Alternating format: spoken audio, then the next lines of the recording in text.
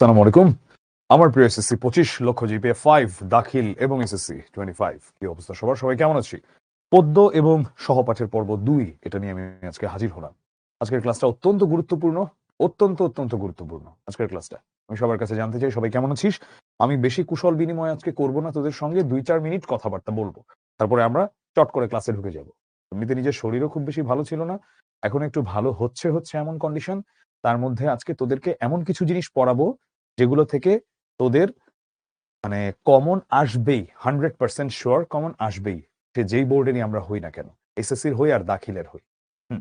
আচ্ছা, অনেক কঠিন ওয়ার্ড দিয়ে সৃজনশীল লিখলে ভালো নম্বর পাবো না। কঠিন ওয়ার্ডের সাথে ভালো নম্বরের কোনো সম্পর্ক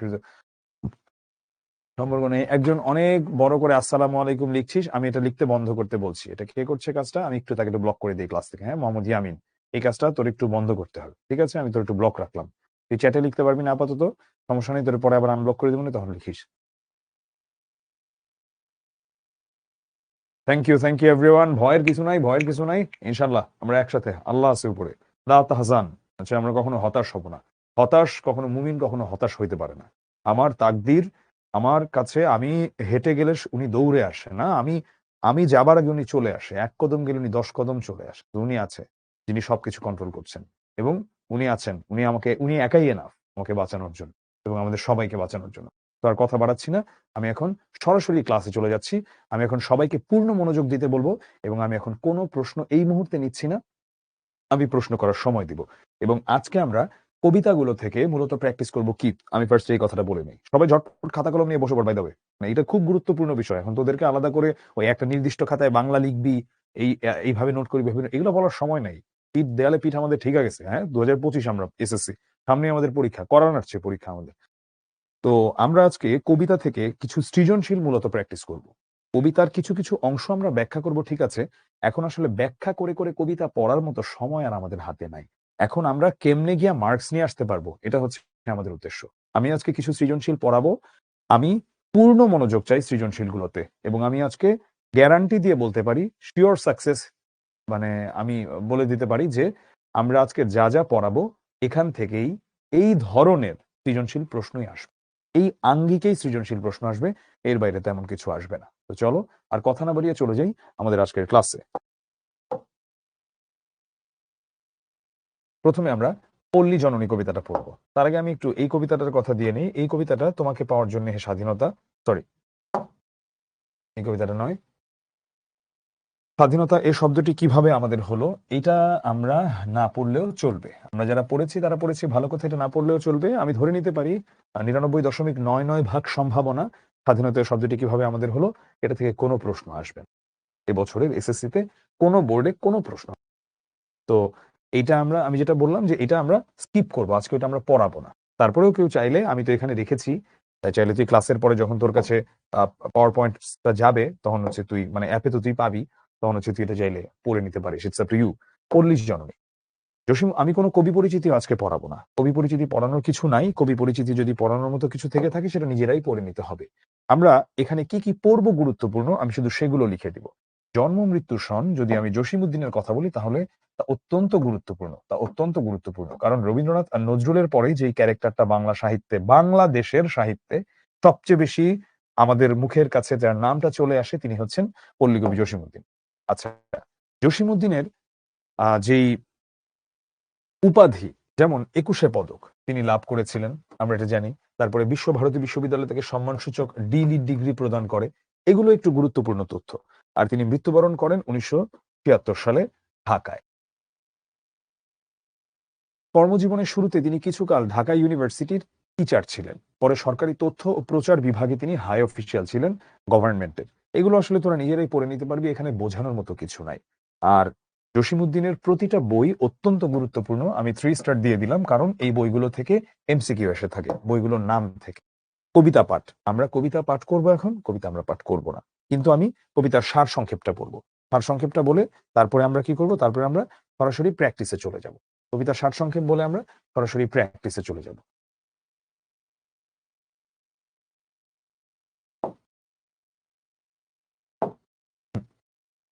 অসুস্থ ছেলের পাশে একটা রাত জাগা মাকে আমরা এই কবিতায় দেখতে পাই। যিনি অত্যন্ত চিন্তিত তার সন্তানকে নিয়ে, এবং একের পর এক ইভেন্টসে বা একের পর এক ঘটনাতে তার মনে হতে থাকে তার এই প্রিয় সন্তান বেঁচে থাকবেন তো, নাকি রাত ভুরবার সাথেই তার সন্তানটারও জীবন প্রদীপ নিভে যাবে, মৃত্যুবরণ করবে কিনা এই ছেলে। এভাবেই তিনি নানা রকম চিন্তা ভাবনার মধ্য দিয়ে যেতে থাকেন। মায়ের চিন্তা, ভয় ও ভালোবাসার বর্ণনা আমরা দেখতে পাই। ছেলের চঞ্চলতার স্মৃতিচারণ তিনি করতে থাকেন। অর্থাৎ তার ছেলে একসময় মেলায় যেতে চেয়েছিল, দরিদ্রতার জন্য তিনি মেলায় যেতে দিতে চাননি। তারপরে আবার বলেছেন মুসলমানের ছেলে কি মেলায় যায়, এরকম নানা রকম কথাবার্তা বলেছেন। কখনো বা সেই ছেলেটা হয়তোবা সন্ধ্যা পেরিয়ে গেছে, তারপরে ঘরে ফিরেছে, এতে মা কিছুটা রেগে গেছেন বটে। এই ধরনের নানা স্মৃতিচারণ তিনি করতে থাকেন পুরো কবিতা জুড়ে। আর যেহেতু তারা যথেষ্ট গরিব মানুষ, দারিদ্র্যের কারণে ছেলেকে প্রয়োজনীয় খাদ্য, ওষুধ কিংবা সুন্দর জীবন তিনি দিতে পারেন নাই, এবং এটা নিয়ে মায়ের অনেক কষ্ট। কারণ তার ছেলেটা তো এখন পৃথিবী থেকে বিদায় নিতে যাচ্ছে হয়তোবা, এমন একটা অনুভূতি তার ভেতরে হচ্ছে। মা ও ছেলের মধ্যকার একটা কনভারসেশন বা একটা কথোপকথন আমরা এখানে দেখতে পাই, এবং মায়ের প্রতি ছেলের নানা রকম আবদার আমরা এখানে দেখতে পাই। ছেলের প্রতি মায়ের অকৃত্রিম ভালোবাসা দেখতে পাই। আর অসুস্থ ছেলের জীবন নিয়ে মায়ের একটা শঙ্কা রয়েছে, বা মা অসুস্থ ছেলেটার জীবন নিয়ে চিন্তিত, এটা আমরা দেখতে পাই।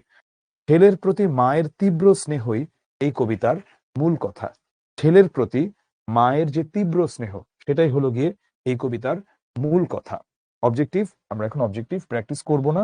আমি এখানে অবজেক্টিভ জাস্ট কয়েকটা দেখাচ্ছি। যেমন পল্লী জননী কবিতায় কোনটিকে অকল্যাণ বলা হয়েছে?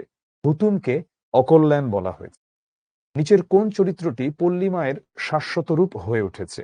সর্বজয়া, যাকে আমরা এখানে মূল চরিত্র হিসেবে পাই। শিয়রে বসিয়া মনে মনে মাতা গণিছে ছেলের আয়ু, চরণটিতে কি প্রকাশ পেয়েছে?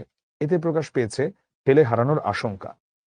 দূরছাই কিবা শঙ্কায় মার পরাণ উঠিছে ভরি, এ চরণে পুত্রের জন্য কি ফুটে উঠেছে মায়ের মনে? আশঙ্কা ফুটে উঠেছে যে ছেলেটা কি তার মৃত্যুবরণ করে কিনা। যে কথা ভাবিতে পরাণ শিহরে, কোন কথা ভাবিতে পরাণ শিহরে? শিহরে মানে কি? মানে একদম আতঙ্কিত হয়ে যায়, পরাণ যেন ভীত সন্ত্রস্ত হয়ে যায়। সেটা হলো ছেলের মৃত্যুর কথা স্মরণ করে। চিন্তার কারণ নাই, অনেকের মনে অলরেডি এরকম চিন্তা ভাবনা হয়ে গেছে, আমরা ফার্স্ট আগাচ্ছি, এই আগাচ্ছি সেই আগাচ্ছি, এখন দেয়ালে পিঠ থেকে গেছে। বেসিক যদি তুমি না বুঝে থাকো, বেসিক বোঝার আর খুব একটা সময় সুযোগ তোমার হাতে নাই। যতটুকু যেভাবে পড়াচ্ছি এভাবে পড়ো, তুমি নম্বর নিয়ে আসতে পারবে। এখন তোমার নম্বর নিয়ে আসার কিছু সুযোগ আছে তুমি যদি আমাদেরকে ফলো করো। কিন্তু তুমি যদি এখন বেসিক বুঝে বুঝে বুঝে সরি, এটা বোঝার সময় ছিল, তুমি এটা বুঝো নাই আগে, যদি না বুঝে থাকো এখন আর তোমার বেসিক বুঝে বুঝে আগানোর মতো যথেষ্ট সময় তোমার হাতে আর নাই। এখন তুমি যা বলছি এটাকেই শুধু ফলো করো, তাতেই চলবে। আচ্ছা, এবারে আমি সরাসরি আমরা একটা সৃজনশীল প্রশ্নে চলে যাব। মায়ের পাগল ছোট্ট খোকা, মায়ের পিছে করে ঘোরাঘুরি, শিশু ধনটি সারা বেলা মায়ের আঁচল থাকতো ধরি। ভাইয়া আমি নিচ্ছি আপনার কাছ থেকে একটু। থ্যাংক ইউ ভাই। হ্যাঁ, এখানে আমরা দেখছি যে উদ্দীপকের মাঝে একটা মা, তার সঙ্গে তার অত্যন্ত ভালোবাসার সন্তান, তার কথাবার্তা। একটু বড় হলো যখন, আম্মা অধীর খোকার জন্য পড়ালেখা শেষটা করে কখন ফিরবে ধন্য। ঢাকা বোর্ড গত বছর 2024-এই এই প্রশ্নটা এসেছিল। এবারে আমরা প্রথম যেই প্রশ্নটা দেখছি যে কিসের বাতাসে সুপারির বন হেলে পড়ে। কিসের বাতাসে সুপারির বন হেলে পড়ে? আমি আবারও একই কথা রিপিট করি কিভাবে সৃজনশীল আমরা অ্যান্সার করব। আমরা যেহেতু জ্ঞানমূলক, আমরা এটা এক লাইনে অ্যান্সার করব। আমরা এটা এক লাইনে অ্যান্সার করব। ঠিক আছে, অ্যান্সার করলাম। কিসের বাতাসে সুপারির বন হেলে পড়ে? বাদুরের পাখার বাতাসে সুপারির বন হেলে পড়ে। এটা সরাসরি আমাদের কবিতার লাইন। আমরা জানি ক আর খতে আমরা কোনোভাবেই উদ্দীপকের কোনো কথাবার্তা আনবো না। পুরোটাই আমাদের যে মূল কবিতা, সেখান থেকে আমরা কথা বলব। উত্তর দিতে দুঃখিনী মায়ের দ্বিগুণ বাড়িত জ্বালা, বুঝিয়ে লেখো। আচ্ছা, আমরা অনুধাবনমূলক লিখব 2 প্যারাতে। আমরা অনুধাবনমূলক লিখব হাফ পৃষ্ঠা জুড়ে। আমরা প্রথমে যেই প্যারাটা লিখব সেখানে আমরা এক কথায় উত্তরটা দিয়ে দিব যে উত্তর দিতে দুঃখিনী মায়ের দ্বিগুণ বাড়িত জ্বালা। এটা আসলে কি বোঝাচ্ছে? দরিদ্রতার কারণে ছেলেকে মেলায় পাঠাতে ব্যর্থ হওয়ায় দুঃখিনী মায়ের উত্তর দিতে জ্বালা দ্বিগুণ বেড়ে যায়। আচ্ছা, আমি এক কথায় উত্তর দিলাম, অর্থাৎ আমি জ্ঞানমূলক অংশ অ্যান্সার করলাম, আমি 1 নম্বর পেয়ে গেলাম। ভাই, আমরা এখন সবাই পূর্ণ মনোযোগ দিয়ে একটু দেখি সৃজনশীল কিভাবে উত্তর করতে হয়। প্রতি ক্লাসে একই কথা বলি, একই কথাই বলে যাব, কারণ তোরা এরপরেও ভুল করি। সৃজনশীল যদি আমরা ফরম্যাট মেনটেন করে প্রপারলি অ্যান্সার করতে পারি, আমরা ফুল মার্কস পাবো। আর যদি আমরা ভেতরে হাই পাস লিখে আসি, তাও যদি আমরা ফরম্যাটটা একটু মেনটেন করতে পারি, আমাদের কিছুটা নম্বর পাওয়ার সম্ভাবনা রয়েছে। ভেতরে আমি রবীন্দ্রনাথের সাহিত্য রচনা করে ফরম্যাট মেনটেন করলাম না, আমি পাবো অশ্বডিম্ব বা তো ঘোড়ার ডিম আমরা কেউই পেতে চাই না। ১ নম্বর চলে আসলো।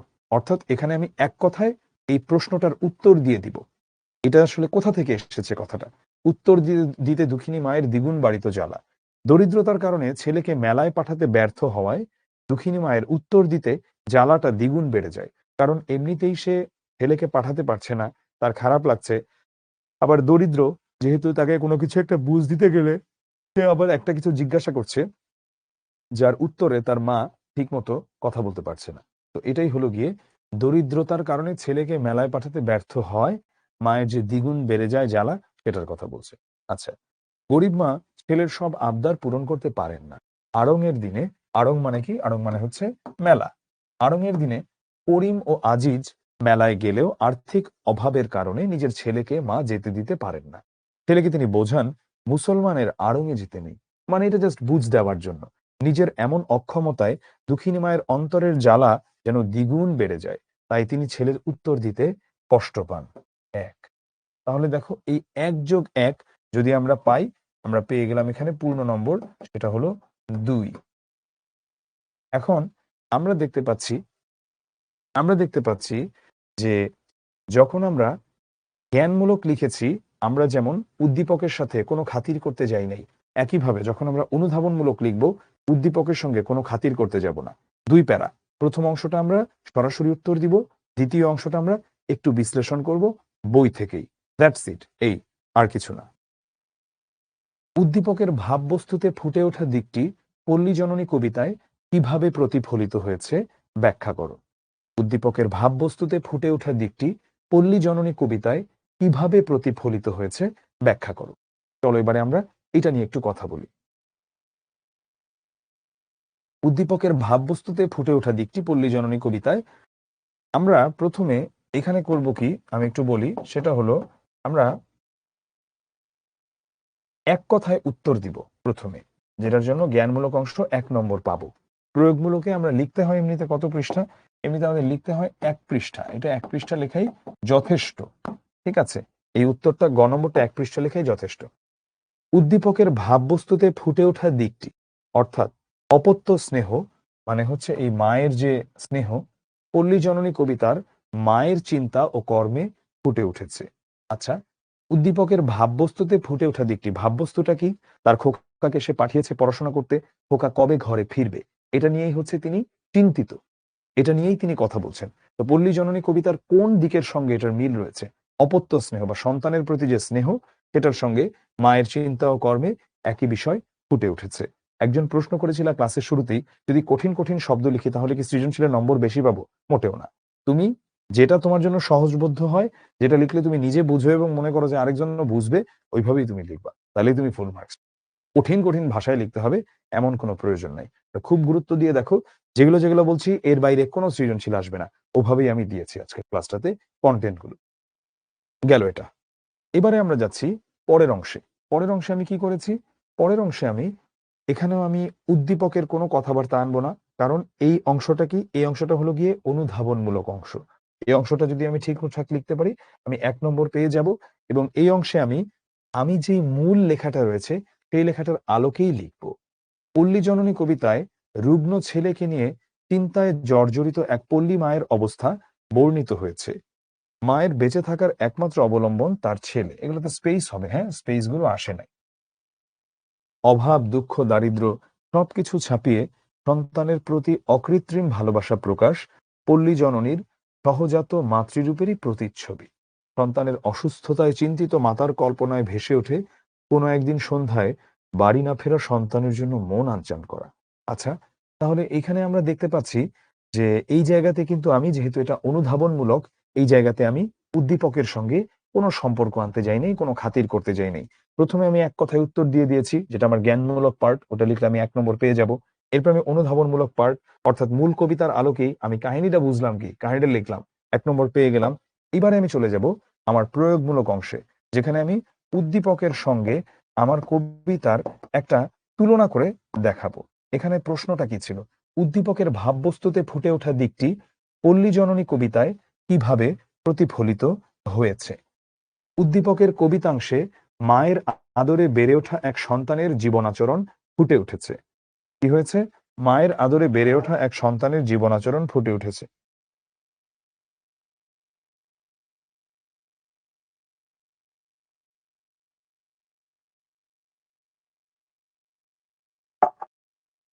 মায়ের আদরে বেড়ে ওঠা এক সন্তানের জীবনাচরণ ফুটে উঠেছে।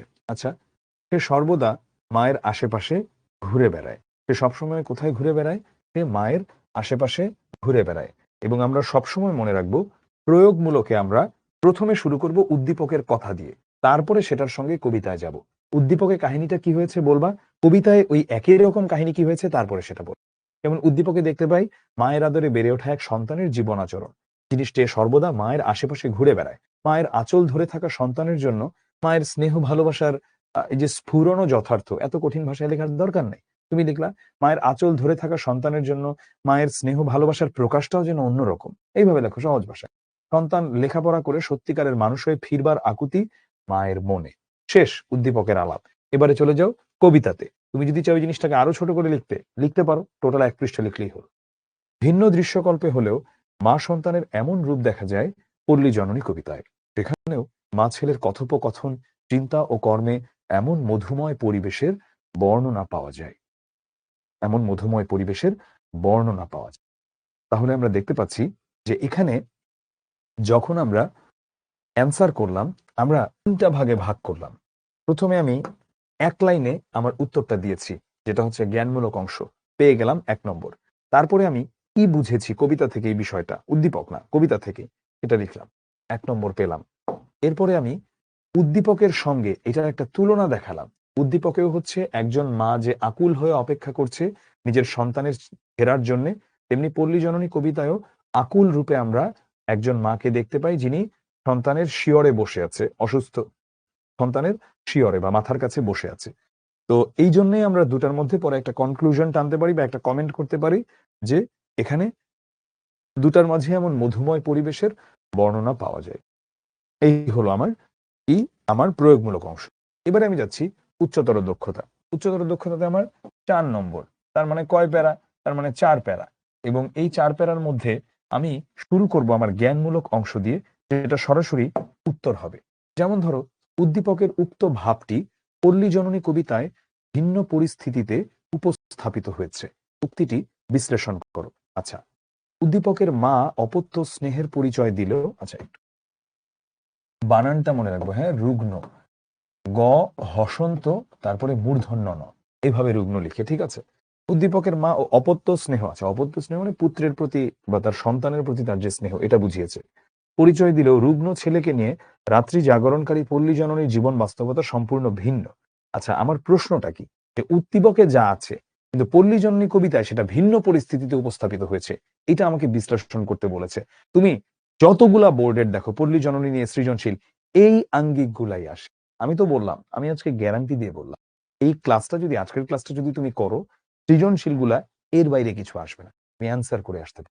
কিন্তু আমি তোমাকে মিথ্যা স্বপ্ন দেখাবো না যে এই লক্ষ্য জিপিএ 5, এসএসসি 25 বা আলিম 25 এর ক্লাসে তুমি বেসিক সহ সব সব সব বুঝে যাবে। সরি, এখন একটা সময় নাই, এটা সময় ছিল, তুমি এই সময়টা কাজে লাগাও নাই, যারা বেসিক বুঝো না। তো এবং এখন মার্কস কিভাবে তুলতে হবে সেটা আমি দেখাতে। মার্কস তোলার জন্য কি বেসিক দরকার আছে? বাংলা প্রথম পত্রে অনেক ক্ষেত্রে দরকার, মানে বেসিক ছাড়াও চলে।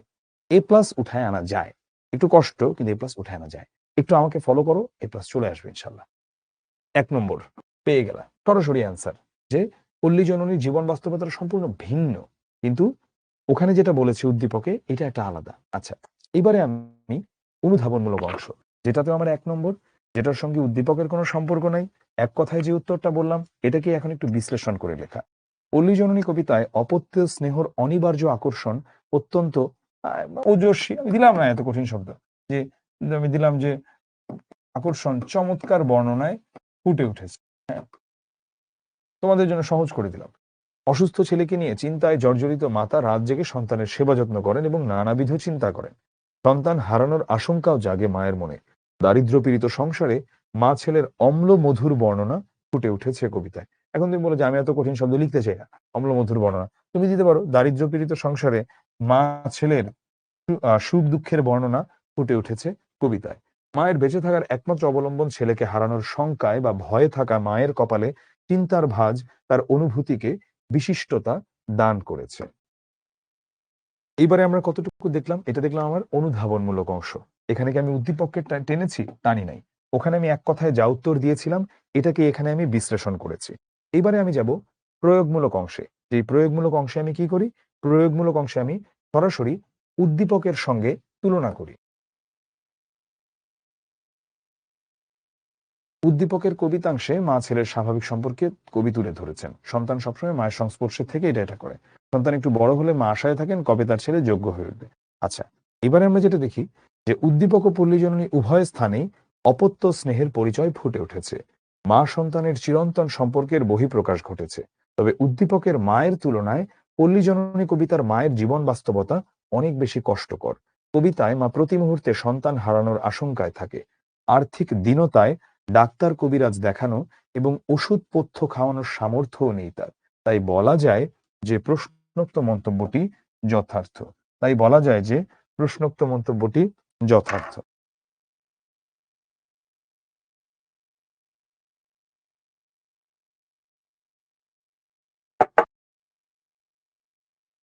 তাই বলা যায় প্রশ্নোক্ত মন্তব্যটি যথার্থ।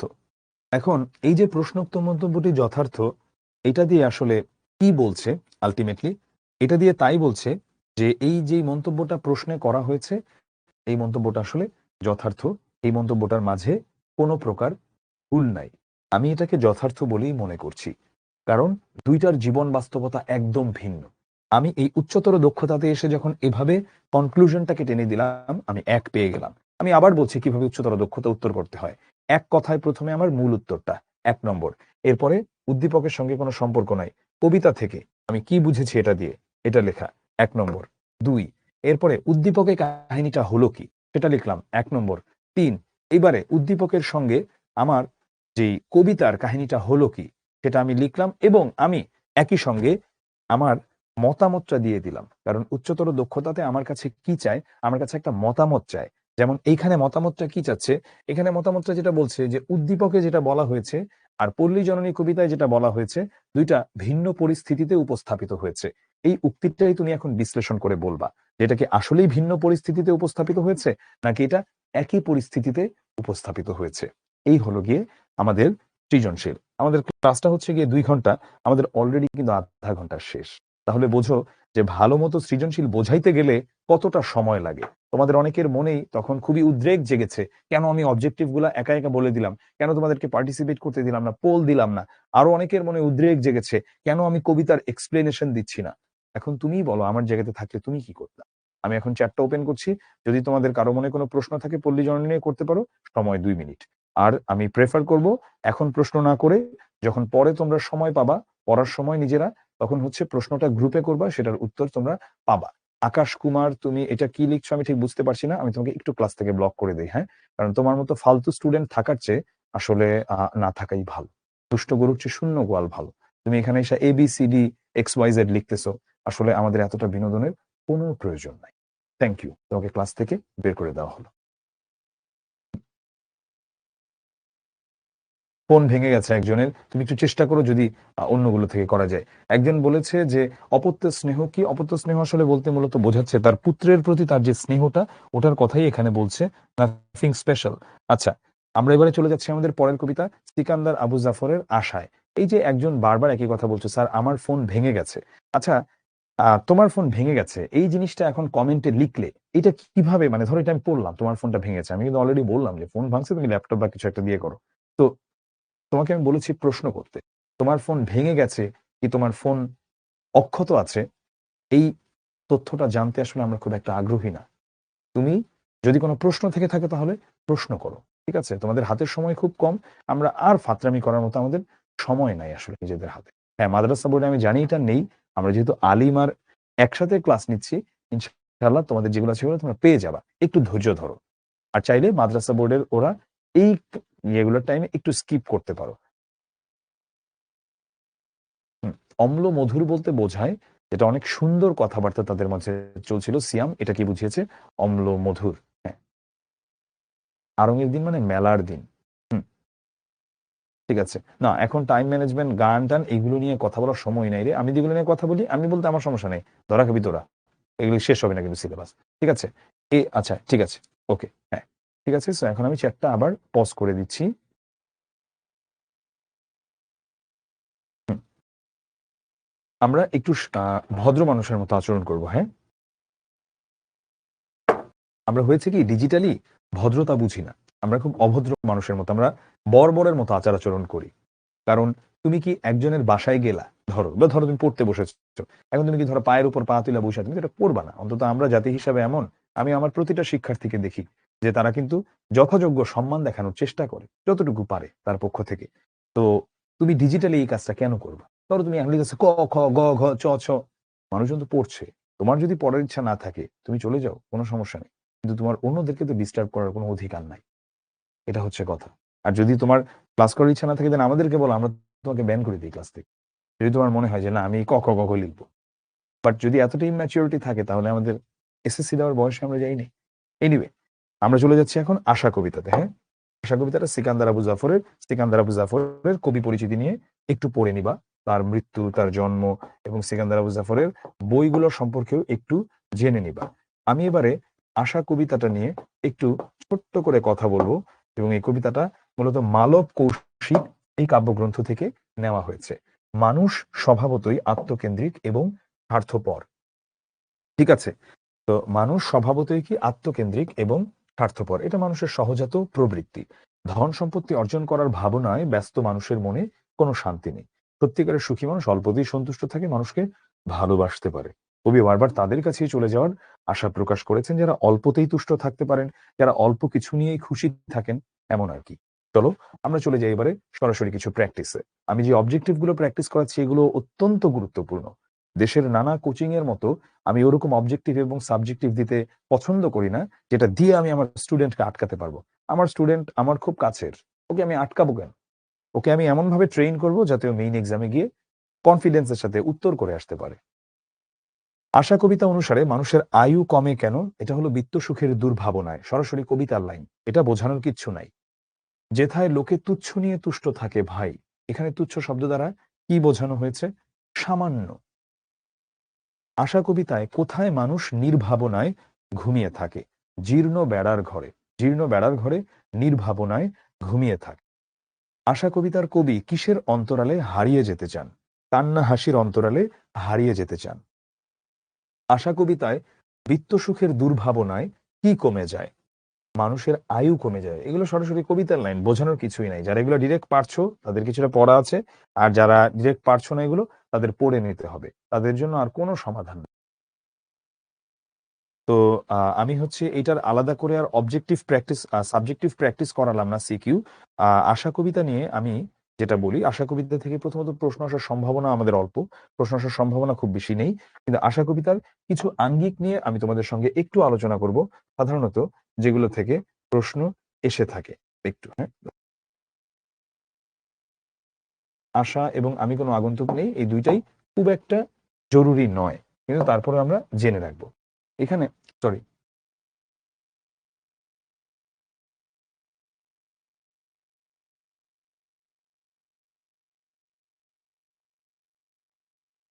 মূলত এই কবিতাতে এমন ধরনের কিছু উদ্দীপক আসে, একটা উদাহরণ দিই। ধরলাম আবুল এবং কাবুল, এরা ২ ভাই, কেয়ারটেকারের কাজ করে এক বাসায়। মোটে দুজন মিলে ২০,০০০ টাকা বেতন পায়। কিন্তু অনেক সুখে তারা দিন যাপন করে। অন্যদিকে ওই বাড়ির যিনি মালিক আজমল সাহেব, তিনি যদিও একজন শিল্পপতি, দিন শেষে রাতে তার ঘুম হয় না দাম্পত্য কলহের কারণে। এটা ধরো একটা তোমার স্টেম বা একটা উদ্দীপক গেল। এবারে তোমার কাছে প্রশ্ন আসলো এই আশা কবিতার আলোকে নানা রকম বিষয়াদি। এর মধ্যে প্রথম যেই বিষয়টা আমরা আশা কবিতা থেকে যত সৃজনশীল আসে, বোর্ডে যতবার এসেছে আজ অবধি, এই একটা বিষয়কে ঘিরে আসে। সেটা হলো মানুষ শুধু অর্থবিত্ত উপার্জনের মধ্য দিয়েই সুখী হতে পারে না, বরং মানুষ অল্পতে তুষ্ট থাকার মধ্য দিয়েই সুখী হয়। কারণ স্বভাবগত দিক থেকেই মানুষের চাহিদা অসীম, কিন্তু রিসোর্সেস সসীম। পৃথিবীতে মানুষের চাহিদা অসীম, মানুষের চাহিদার কোনো শেষ নাই। মানুষের বুঝতে হয় কোথায় গিয়ে তার থামতে হবে, কতটুকু যাবার পরে তার আর এগোনো উচিত নয়। এইটা সে যেই মুহূর্তে বুঝতে পারে, সেই মুহূর্ত থেকেই তার জীবনের প্রকৃত পরিবর্তনটা শুরু হয় এবং জীবনের সুখ শান্তিটা শুরু হয়। এবং আমরা দেখেছি এই কবিতায় কবি সিকান্দার আবু জাফর আশা কবিতার মধ্য দিয়ে ব্যক্ত করেছেন যে তিনিও সেই জগতে, সেই মানুষদের মাঝেই হারিয়ে যেতে চান, যারা অল্পে তুষ্ট থাকে, যারা সারাক্ষণ শুধু খাই খাই খাই খাই করে না, বরং নিজের যতটুকু আছে অতটুকু নিয়েই তারা খুশি থাকে। এই হলো আশা কবিতা। যদি এতটুকু বুঝে থাকো, এটা অ্যান্সার করে আসতে পারবা। অবজেক্টিভ না, এই লক্ষ্য জিপিএ 5 এর ক্লাস করে অবজেক্টিভ নিয়ে কোনো নিশ্চয়তা দিতে পারা যাবে না, কেউই দিতে পারবে না, কোনো সাবজেক্টই দিতে পারবে না। এখানে যেটা করতে হবে, অবজেক্টিভের জন্য আমি গাইডলাইন দেখাই দিতে পারি অবজেক্টিভের জন্য কিভাবে পড়বা। আমরা যে প্র্যাকটিস বুকগুলো দিই, প্র্যাকটিস বুকগুলো খুব গুরুত্বের সাথে পড়তে হবে, এটা তো নাম্বার ওয়ান। আচ্ছা, কিন্তু প্র্যাকটিস বুকের চেয়ে বড় কথা, আমাদের বোর্ড বইয়ে কবিতাটা খুব ভালো মতো পড়তে হবে। কবিতাগুলো যদি কবিতাগুলো নিজে খুব ভালো মতো না পড়ে থাকো, তাহলে তুমি অবজেক্টিভ যেই গাইডকেই তুমি ভেজে খাও, তুমি ভালো মার্কস তুলে আনতে পারবা না। অবজেক্টিভে কিন্তু ভালো মার্কস পাওয়াটা খুবই গুরুত্বপূর্ণ, যদি তুমি এ প্লাস মিস করতে না চাও। আর যদি তুমি এ প্লাস মিস করতে চাও, তাহলে তুমি যেটা ভালো বুঝো তুমি করতে পারো।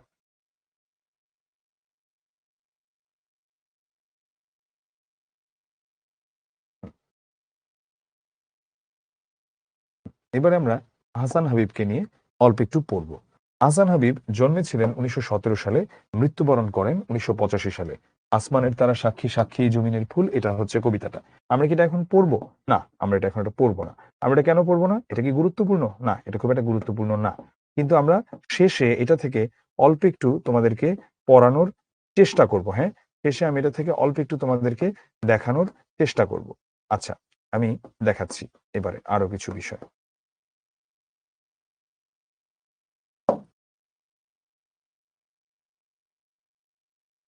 রানার, আমি এই কবিতাটা একটু পড়াবো। কবিতাটা যদি একটু না পড়াই, তাহলে দেখা যাবে যে তোমরা কিছুই বুঝতে পারবা না। রানারকে নিয়ে বলার আগে সুকান্ত ভট্টাচার্যকে নিয়ে বলতে হয়। তিনি মাত্র 21 বছর বয়সে মৃত্যুবরণ করেন। খুব গুরুত্বপূর্ণ একটা তথ্য।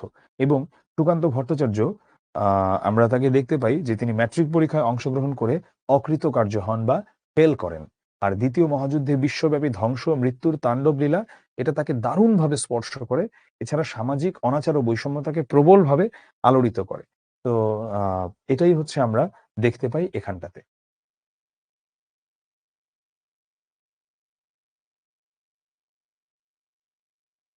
রানার ছুটেছে তাই ঝুমঝুম ঘন্টা বাজছে রাতে, রানার চলেছে খবরের বোঝা হাতে, রানার চলেছে রানার। এখানে আমরা দেখছি যে একটা, এটা এটা কিন্তু একটা গান আছে বাই দ্য ওয়ে। পরবর্তীতে যদিও আমি যদি ভুল না করে থাকি, এটা বোধহয় সলিল চৌধুরী এটা নিয়ে কাজ করেছিলেন, হেমন্ত মুখোপাধ্যায় গিয়েছিলেন। রানার ছুটেছে তাই ঝুমঝুম ঘন্টা বাজছে রাতে, রানার চলেছে খবরের বোঝা হাতে, রানা রানার ছুটেছে রানা। আমার এমনটাই মনে করি, ছোটবেলা অনেক শুনেছি। রাত্রির পথে পথে চলে, কোনো নিষেধ জানে না মানা, দিগন্ত থেকে দিগন্তে ছোটে রানা রানা, কাজে নিয়েছে সে নতুন খবর রানা রানা রানা। এরকম গানটা ছিল। তো সেই রানার ছুটেছে তাই ঝুমঝুম ঘন্টা বাজছে রাতে। রানার মূলত শ্রমজীবী মানুষের একটা প্রতীক। শ্রমজীবী মানুষের প্রতীক হিসেবে আমরা রানারকে দেখতে পাই। শ্রমজীবী মানুষ নিজেরা তাদের জীবনকে রীতিমতো উৎসর্গ করে দেন তার যেই কাজ সেটার জন্য। ধরো আজকের দিনের একজন প্রবাসী শ্রমিক ভাইকে নিয়ে বা কোনো প্রবাসী শ্রমিক চাচাকে নিয়ে একটা উদ্দীপক আসলো, যিনি তাতারে কাজ করেন এবং তার জীবনকালটা যেন শেষ হয়ে যাচ্ছে। আজকে তার তার যৌবন শেষ, তার মধ্যবয়স্ক সবই তার শেষ হয়ে আসছে। তিনি তার সন্তানদেরও দেখতে পান না। শুধু এটাই, এভাবেই তার জীবনটা চলছে। কিন্তু সেই তার জীবনটায় তিনি কি পেয়েছেন? কিছুই পান নাই। তার জীবনটায় তিনি কি পেয়েছেন? তিনি কিছুই পান নাই। তো এই হলো গিয়ে আমাদের রানার। রানার ছুটেছে তাই ঝুমঝুম ঘন্টা বাজছে রাতে, রানার চলেছে খবরের বোঝা হাতে, রানার চলেছে রানার। এখানে আমরা সেই রানারকে দেখতে পাই, যিনি শ্রমজীবী মানুষের প্রতীক এবং যিনি এগিয়ে চলছেন। রাত্রির পথে পথে চলে, কোনো নিষেধ জানে না মানার। দিগন্ত থেকে দিগন্তে ছুটে রানার, কাজ নিয়েছে সে নতুন খবর আনার। সে রাত্রির পথে পথে ছুটে চলে এবং সে কোনো রকম নিষেধাজ্ঞা মানার তোয়াক্কা সে করে না। দিগন্ত থেকে দিগন্ত সে ছুটে চলে এবং সে নতুন নতুন খবর আনার সে কাজ নিয়েছে। এবারে আমরা দেখি এটা থেকে কোন কোন আঙ্গিকে সৃজনশীল আসে। আমি সবগুলোতে সৃজনশীল দিয়ে দিয়ে প্র্যাকটিস করাবো না, কোনো প্রয়োজন নাই। তো আমি বলে দিচ্ছি কোন কোন আঙ্গিকে সৃজনশীল আসে, এতটুকু দেখাই এনাফ। প্রথমটাতে আমি দেখিয়েছি, এখন আমি যদি সবগুলোতে ওই ১ পৃষ্ঠা, ১.৫ পৃষ্ঠা, আধা পৃষ্ঠা একই কথা তো বারবার বলার কোনো মানে নাই। তোরা যথেষ্ট স্মার্ট। তো আমি এখন যেটা করছি সেটা হলো, আমি এখন এখানে দেখিয়ে বলে দিচ্ছি যে কোন কোন আঙ্গিকে কোন কোন বিষয়গুলোর উপর সৃজনশীল প্রশ্ন আসে। আচ্ছা, রানার কি গুরুত্বপূর্ণ? খুবই গুরুত্বপূর্ণ, খুবই গুরুত্বপূর্ণ রানার। আচ্ছা, বোঝাই জাহাজ রানার চলেছে চিঠি আর সংবাদে। বুঝলাম তার কাঁধে অনেক চিঠি এবং সংবাদ। রানার দেখা যেত কখন? সেটা আগে। তখন হচ্ছে ধরো মানুষের কুরিয়ার পাঠানো, চিঠি পাঠানো, ওগুলো হচ্ছে যারা পৌঁছে দিত তাদেরকে বলা হতো রানার। এখন তো আর এগুলোর প্রয়োজন নাই, পরবর্তীতে পোস্ট অফিস আসছে, এগুলো আর অনেক স্ট্রাকচার্ড হয়েছে। আর এখন পোস্ট অফিসই তো হচ্ছে মিউজিয়ামে আছে। রানার চলেছে বুঝি ভোর হয় হয়, আরো জোরে এ রানার দুর্বার দুর্জয়।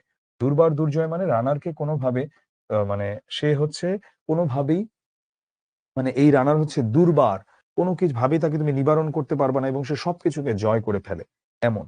তো রানার চলেছে কারণ বুঝি ভোর হয় হয়, ভোর হবার আগেই আরো জোরে ছুটে চলে সে তার যেই জিনিসগুলো পৌঁছে দেবার কথা সেগুলো সে পৌঁছে যাচ্ছে। এবারে এখানে আমরা একটা ফিলোসফিক্যাল ব্যাপার দেখতে পাই, যেটার উপরে প্রশ্ন এসে থাকে। তার জীবনের স্বপ্নের মতো পিছে সরে যায় বো। আচ্ছা, ওর জীবনেও তো একটা স্বপ্ন ছিল এবং যখন আমরা দৌড়াই তখন যেমন মনে হয় যে আশেপাশের সব জিনিস আস্তে আস্তে দূরে সরে যাচ্ছে, তেমনি রানার যখন দৌড়াচ্ছে, রানারের আশেপাশ থেকে যেমন বন সরে যাচ্ছে, তখন তার একইভাবে এটাও মনে হয় ওর জীবনেও তো অনেক স্বপ্ন ছিল। আমি রানার পড়াতে যে একটা স্টোরি বলি মাঝে মধ্যে আমার স্টুডেন্টদেরকে, আমি স্টোরিটা আবারও বলি। এটা একটা সত্য কাহিনী। তো ও ক্লাস 9 পর্যন্ত পড়াশোনা করে, ওই বড় ভাই, যে ও বলাটা ভুল আমার জন্য, বড় ভাই। তো তার বাবা মারা যান। দরিদ্র গ্রামের খুবই গরিব মানুষ ওরা। ওর জীবনে কিন্তু অনেক স্বপ্ন ছিল, ডাক্তার হবে, এটা একটা স্বপ্ন ছিল এই গ্রাম থেকে। তো ওর বোন একটা ছোট, আর ওর মা, এখন কে চালাবে ওদেরকে? পরবর্তীতে সে প্রবাসী শ্রমিক হিসেবে জমি বিক্রি করে সৌদি আরব যায়। ওর জীবনের তো একটা স্বপ্ন ছিল। চাইলেই কি আমরা জীবনে সবকিছু পাই? পাই না। জীবন নিয়ে আমাদের হাহাকারের শেষ নেই। তো তখন এই মানুষগুলোর দিকে তাকালে তখন তুমি দেখবা তুমি স্বর্গে আছো, তুমি রীতিমতো জান্নাতে আছো তুমি। না হলে ভাবাও যায় না জীবন মানুষকে নিয়ে কেমন রকম খেলা খেলতে পারে, যে তুমি বেশি গেমস খেলে জীবন একটা টাইমে তোমাকে নিয়ে গেমস খেলা শুরু করতে পারে। তো বিষয়টা এমন হয়ে গেছে আর কি। তার জীবনের স্বপ্নের মতো পিছে সরে যায় বোন, আরো পথ বুঝি হয় লাল ও পূর্ব কোণ, মানে সূর্য হয়তো বা উঠে যাচ্ছে পূর্ব দিকে। অবাক রাতের তারারা আকাশে মিটি মিটি করে যায়। তারারা মিটি মিটি করে যাচ্ছে, কেমন করে এ রানার সবেগে হরিণের মতো যায়। হরিণ যেহেতু অনেক দ্রুত বেগে চলা একটা প্রাণী, তো হরিণের মতো কিভাবে রানাররা ছুটে চলছে এই কথাই যেন বলছে। কত গ্রাম কত পথ যায় সরে সরে, শহরে রানার যাবেই পৌঁছে ভোরে। কত গ্রাম কত পথ সরে সরে যাচ্ছে, ও যখন যাচ্ছে শহরে রানার যাবেই পৌঁছে ভোরে। ভোর হতে হতে শহরে সে পৌঁছে যাবে। হাতে লণ্ঠন করে ঠন ঠন, জোনাকিরা দেয় আলো, মাভৈ রানার এখনো রাতের কালো। হাতে লণ্ঠন করে ঠন ঠন, মানে সে যাচ্ছে হাতে একটা লণ্ঠন নিয়ে, যেটাকে আগে হারিকেন বলা হতো, কারণ তখন তো আসলে আলোর মতো টর্চ লাইট বা মোবাইলের লাইট ছিল না। এবং আর জোনাকি পোকার যে আলো সেটাই ছিল তার ভরসা। মাভৈ রানার, মানে একটা পুরা মানে মাভৈ একটা, মানে কি বলবো তাকে, জোশ দিচ্ছে, এখনো রাতের কালো। এমনি করেই জীবনের বহু বছরকে পিছে ফেলে পৃথিবীর বোঝা ক্ষুধিত রানার পৌঁছে দিয়েছে মেলে। মেল বলতে এখানে আসলে বোঝাচ্ছে যে মেইল বা চিঠি, সেটাকে বলা হচ্ছে যে এইভাবে জীবনের অনেক বছরকে সে পিছে ফেলে এসেছে এবং পৃথিবীর বোঝা, কারণ এগুলোকে পৃথিবীর বোঝা হিসেবে বলা হয়েছে, ক্ষুধিত রানার এগুলো কোথায় পৌঁছে দিয়েছে? এগুলো পৌঁছে দিয়েছে মেলে করে। ক্লান্ত শ্বাস ছুঁয়েছে আকাশ, মাটি ভিজে গেছে ঘামে। জীবনের সব রাত্রিকে ওরা কিনেছে অল্প দামে। কারা কিনেছে অল্প দামে? যারা এই রানারের চিঠি, যাদের চিঠি রানারের মাধ্যমে বহন হচ্ছে। ও তো একা এভাবে রাত্রে দৌড়ে চলছে, ওরও তো ওয়াইফ আছে, ওরও তো সন্তানাদি কিংবা সংসার আছে। তাহলে ওর এই রাতগুলোকে যেন কিনে নিয়েছে। কারা কিনে নিয়েছে? কিনে নিয়েছে এই অল্প দামে এই অন্য মানুষেরা। অনেক দুঃখে বহু বেদনায় অভিমানে অনুরাগে ঘরে তার প্রিয়া একা শয্যায় বিনিদ্র রাত জাগে। অনেক দুঃখে বহু বেদনায় অভিমানে অনুরাগে, কারণ তার যে প্রিয়া, তার যে প্রিয় মানুষ, তার ওয়াইফ, সে তো একাই জেগে আছে রাত্রে। কারণ কি করার এখন, ওরও হচ্ছে এভাবে টানতে হয় বোঝাটা। রানার রানার এ বোঝা টানার দিন কবে শেষ হবে, রাত শেষ হয়ে সূর্য উঠবে কবে। আমরা এখানে একটা পরিবর্তনের ডাক দেখতে পাই, হ্যাঁ, পরিবর্তনের একটা আহ্বান দেখতে পাই। এই পরিবর্তনের আহ্বানের মাঝে কি আছে? পরিবর্তনের আহ্বানের মাঝে আছে যে যখনই রানার এইরকম একটা পরিবর্তন দেখতে পাচ্ছে বা একটা কিছু দেখতে পাচ্ছে, তখনই দেখতে পাই যে শুধুই কি এই সূর্য উঠলেই হবে? তার জীবনের সূর্যটা উঠবে কবে? মানে তার জীবনে আলো ফুটবে কবে? নাকি তার জীবনটা এভাবে গরুর বলদের মতো ঘানি টেনে টেনেই যাবে? ঘরেতে অভাব, পৃথিবীটা তাই মনে হয় কালো ধোঁয়া, পিঠেতে টাকার বোঝা, তবু এই টাকাকে যাবে না ছোঁয়া।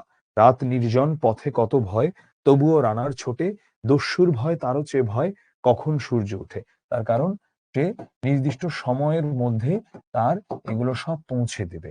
কত চিঠি লেখে লোকে, কত সুখে প্রেমে আবেগে স্মৃতিতে, কত দুঃখে ও শোকে। এর দুঃখের চিঠি পড়বে না জানি কেউ কোনোদিনও, এর জীবনের দুঃখ কেবল জানবে পথের তৃণ। এখানে রানারের জীবনের যে দুঃখের কথা সেটা বলা হচ্ছে, যে কেউ কখনোই যেন জানতে চাইবে না ওর দুঃখের কথাগুলো। ওর দুঃখের কথা জানবে শুধু সেই যে তৃণ ও যেই গাছগুলোকে অতিক্রম করে যাচ্ছে এরা। এর কথা ঢাকা পড়ে থাকবেই কালো রাত্রির খামে, দরদে তারার চোখ কাঁপে মিটিমিটি। একে যে ভোরের আকাশ পাঠাবে সহানুভূতির চিঠি। মানে সেই মানুষ যদিও ওর এই দুঃখের কথা হয়তো বা কখনোই শুনবে না, বরং ওকে সহানুভূতির চিঠি পাঠাবে দিন শেষে সেই ভোরের আকাশ। রানার রানার কি হবে বোঝা বয়ে, কি হবে ক্ষুধার ক্লান্তিতে ক্ষয়ে ক্ষয়ে। রানার রানার ভোর তো হয়েছে, আকাশ হয়েছে লাল, আলোর স্পর্শে কবে কেটে যাবে এই দুঃখের কাল।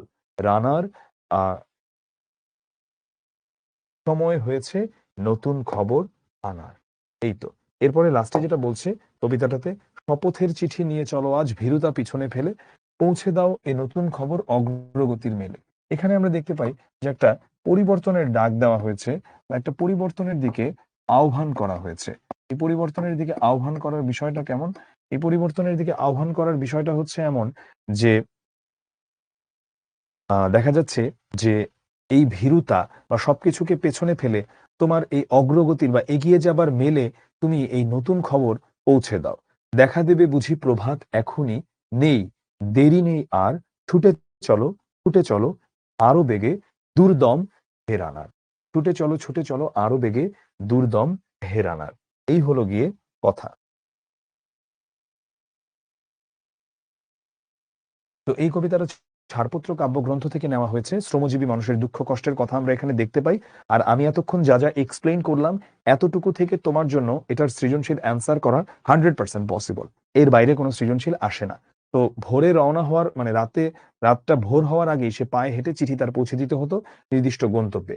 কোনো ধরনের বাধা রানারকে কাছ থেকে দূরে রাখতে পারতো না। বিরতি নেওয়ার সময়ও ছিল না। কিন্তু তার বেতনটা ছিল খুবই সামান্য। ক্ষুধা ক্লান্তি নিয়ে একজনের সুখ দুঃখের চিঠিগুলো অন্যজনের কাছে পৌঁছে দিত, এটাই তার কাজ। তো রানারদের যদিও সমাজে অবহেলার চোখে দেখা হতো, রানারদের সমবেদনা দেওয়ার মতো কেউ ছিল না। রানারদের কাজ যে কতটা মহৎ, সেটাই কবি এই কবিতাতে তুলে ধরেছেন। রানারের দুঃখ কেবল জানবে পথের তৃণ, সরাসরি একটা কবিতার লাইন। ঢাকা বোর্ডে এসেছে 2024 সালে, ময়মনসিংহ বোর্ডে 24 এসেছে। রানার কবিতাটি কোন কাব্য থেকে সংকলন করা হয়েছে? এটা ছাড়পত্র থেকে নেওয়া হয়েছে। দস্যুর ভয়ের চেয়েও রানার সূর্য ওঠাকে বেশি ভয় পায় কেন? দেখো এটা কত গুরুত্বপূর্ণ। গতবার দিনাজপুরে এসেছে, আগের বছর এটা আবার অন্য বোর্ডে এসেছিল, চট্টগ্রামে। হুম। দায়িত্ববোধের কারণে সূর্য ওঠার চেয়ে সে দস্যুর চেয়ে হচ্ছে সে সূর্য ওঠাকে ভয় পায়। রানারের কাছে পৃথিবীটা কালো ধোঁয়া মনে হয় কেন? তার কারণ ঘরেতে অভাব। রানার কবিতায় কবির মূল ভাবনা কি? এটা হলো মানুষ হিসেবে শ্রমজীবী মানুষের যে মহত্ব রয়েছে এটা বোঝানো। এটাই হলো এখানে কবির মূল কথা। তোমাকে পাওয়ার জন্য স্বাধীনতা, এটা বাতিল। এ থেকে কোনো প্রশ্ন আসবে না। সরি, তোমাকে পাওয়ার জন্য স্বাধীনতা না। এটা থেকে অবশ্যই প্রশ্ন আসবে। আমি বলছিলাম স্বাধীনতা এই শব্দটি কিভাবে আমাদের হলো সেটার কথা বলছিলাম। এটা থেকে কোনো প্রশ্ন আসবে না। ঠিক আছে?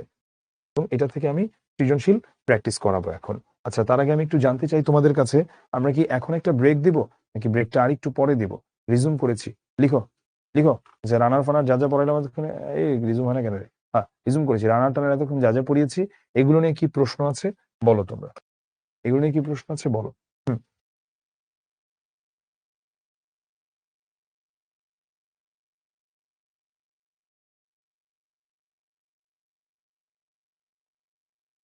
হুম আচ্ছা ঠিক আছে, আচ্ছা ঠিক আছে, এটা শেষে ব্রেক, আমরা এটার জন্য আমরা শেষে ব্রেক দিচ্ছি।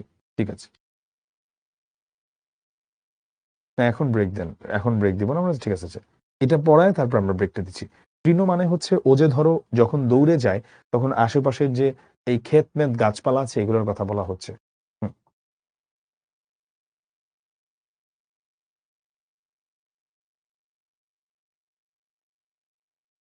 ঠিক আছে ওকে, পরে ব্রেক। ওকে, এখন খুবই গুরুত্ব দাও, খুবই গুরুত্ব দাও, এটা থেকে একটা প্রশ্ন তুমি পাবা 100% শিওর, তুমি যেই বোর্ডেরই থাকো মোটামুটি 100% শিওর এটা থেকে প্রশ্ন আসবেই তোমাকে পাওয়ার জন্য হে স্বাধীনতা, এটা থেকে প্রশ্ন আমাদের আসবেই। তো আমরা এই কবিতাটাতে দেখতে পাই কি, এই কবিতাটাতে আমরা বিভিন্ন আত্মত্যাগের কাহিনী দেখতে পাই। আমি কয়েকটা টিকা প্রথমে একটু বুঝিয়ে নিব, টিকাগুলো না বুঝিয়ে নিলে কবিতাটা যারা কিছুই পারো না তারা হচ্ছে কিছুই বুঝবা না। সিথির সিঁদুর মুছে গেল হরিদাসীর। দেখো, মহান মুক্তিযুদ্ধের আত্মত্যাগ শুধু কোনো নির্দিষ্ট নির্দিষ্ট ধর্ম বা গোত্রের মানুষ করে নাই, মানে ধর্ম বর্ণ গোত্র নির্বিশেষে মানুষ কিন্তু এখানে আত্মত্যাগ করেছে। সেই আত্মত্যাগের ফসলই আমাদের স্বাধীনতা। হরিদাসী বিধবা হলো কিভাবে? সিথির সিঁদুর মুছে গেল হরিদাসীর। সনাতন ধর্মের মেয়েদের বিয়ের পর সিথিতে সিঁদুর পরিয়ে দেওয়া হয়, তো তার স্বামী মারা গেল যুদ্ধে এবং সেই সিঁদুর মুছে ফেলা হয়। স্বাধীনতা যুদ্ধে আমাদের এমন অনেক হরিদাসীর স্বামী মুক্তিযুদ্ধ করতে গিয়ে শহীদ হয়েছেন, তেমনি হরিদাসীর স্বামীও শহীদ হয়েছেন। এই বিষয়টি বোঝানোর জন্য বাক্যটি ব্যবহৃত হয়েছে। যত্রতত্র মানে সব জায়গায়। আচ্ছা, এখানে আমরা দেখতে পাই স্বাধীনতার আগমনের কারণে যে নানা রকম ত্যাগ তিতিক্ষার শিকার করতে হয়েছে মানুষকে এবং নানা রকম স্যাক্রিফাইসের মধ্য দিয়ে যেতে হয়েছে, এই কথাগুলোই শামসুর রহমান বারবার ফুটে তুলেছেন। এখানে আমরা দেখি তুমি আসবে বলে ছাত্রাবাস বস্তি উজাড় হলো। কে আসবে বলে? স্বাধীনতা আসবে বলে। যে তুমি আসবে বলে হে স্বাধীনতা, বারবার তো একই কথাই তিনি বলছেন।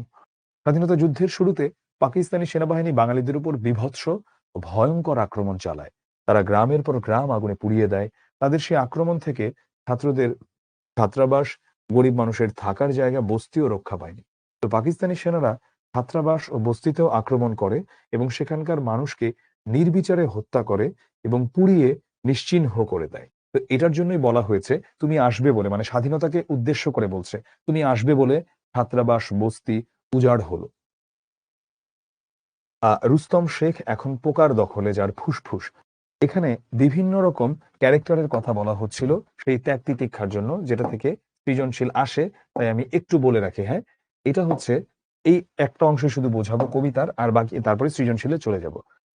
তোমার জন্যে তগির আলী, শাহবাজপুরের সেই জোয়ান কৃষক, কেষ্ট দাস, আরে জেলে পাড়ার সবচেয়ে সাহসী লোকটা, মতলব মিয়া, মেঘনা নদীর দক্ষ মাঝি, গাজী গাজী বলে যে নৌকা চালায় উদ্দাম ঝড়ে, রুস্তম শেখ, ঢাকার রিক্সাওয়ালা, যার ফুসফুস এখন পোকার দখলে, আর রাইফেল কাঁধে বনে জঙ্গলে ঘুরে বেড়ানো সেই তেজি তরুণ, যার পদভারে একটি নতুন পৃথিবীর জন্ম হতে চলেছে।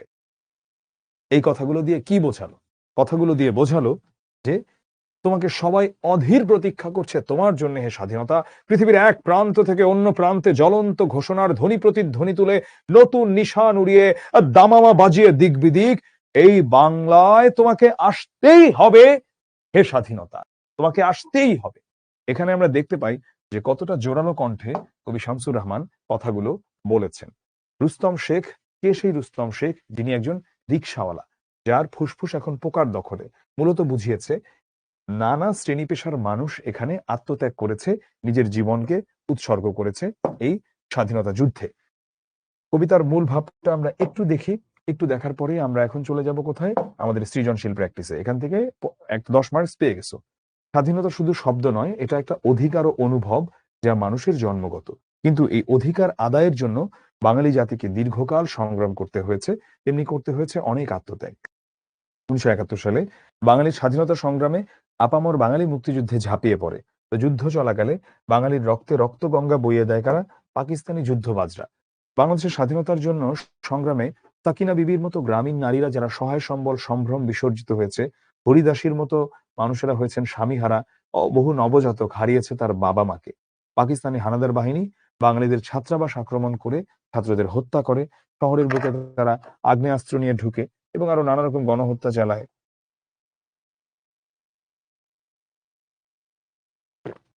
তারা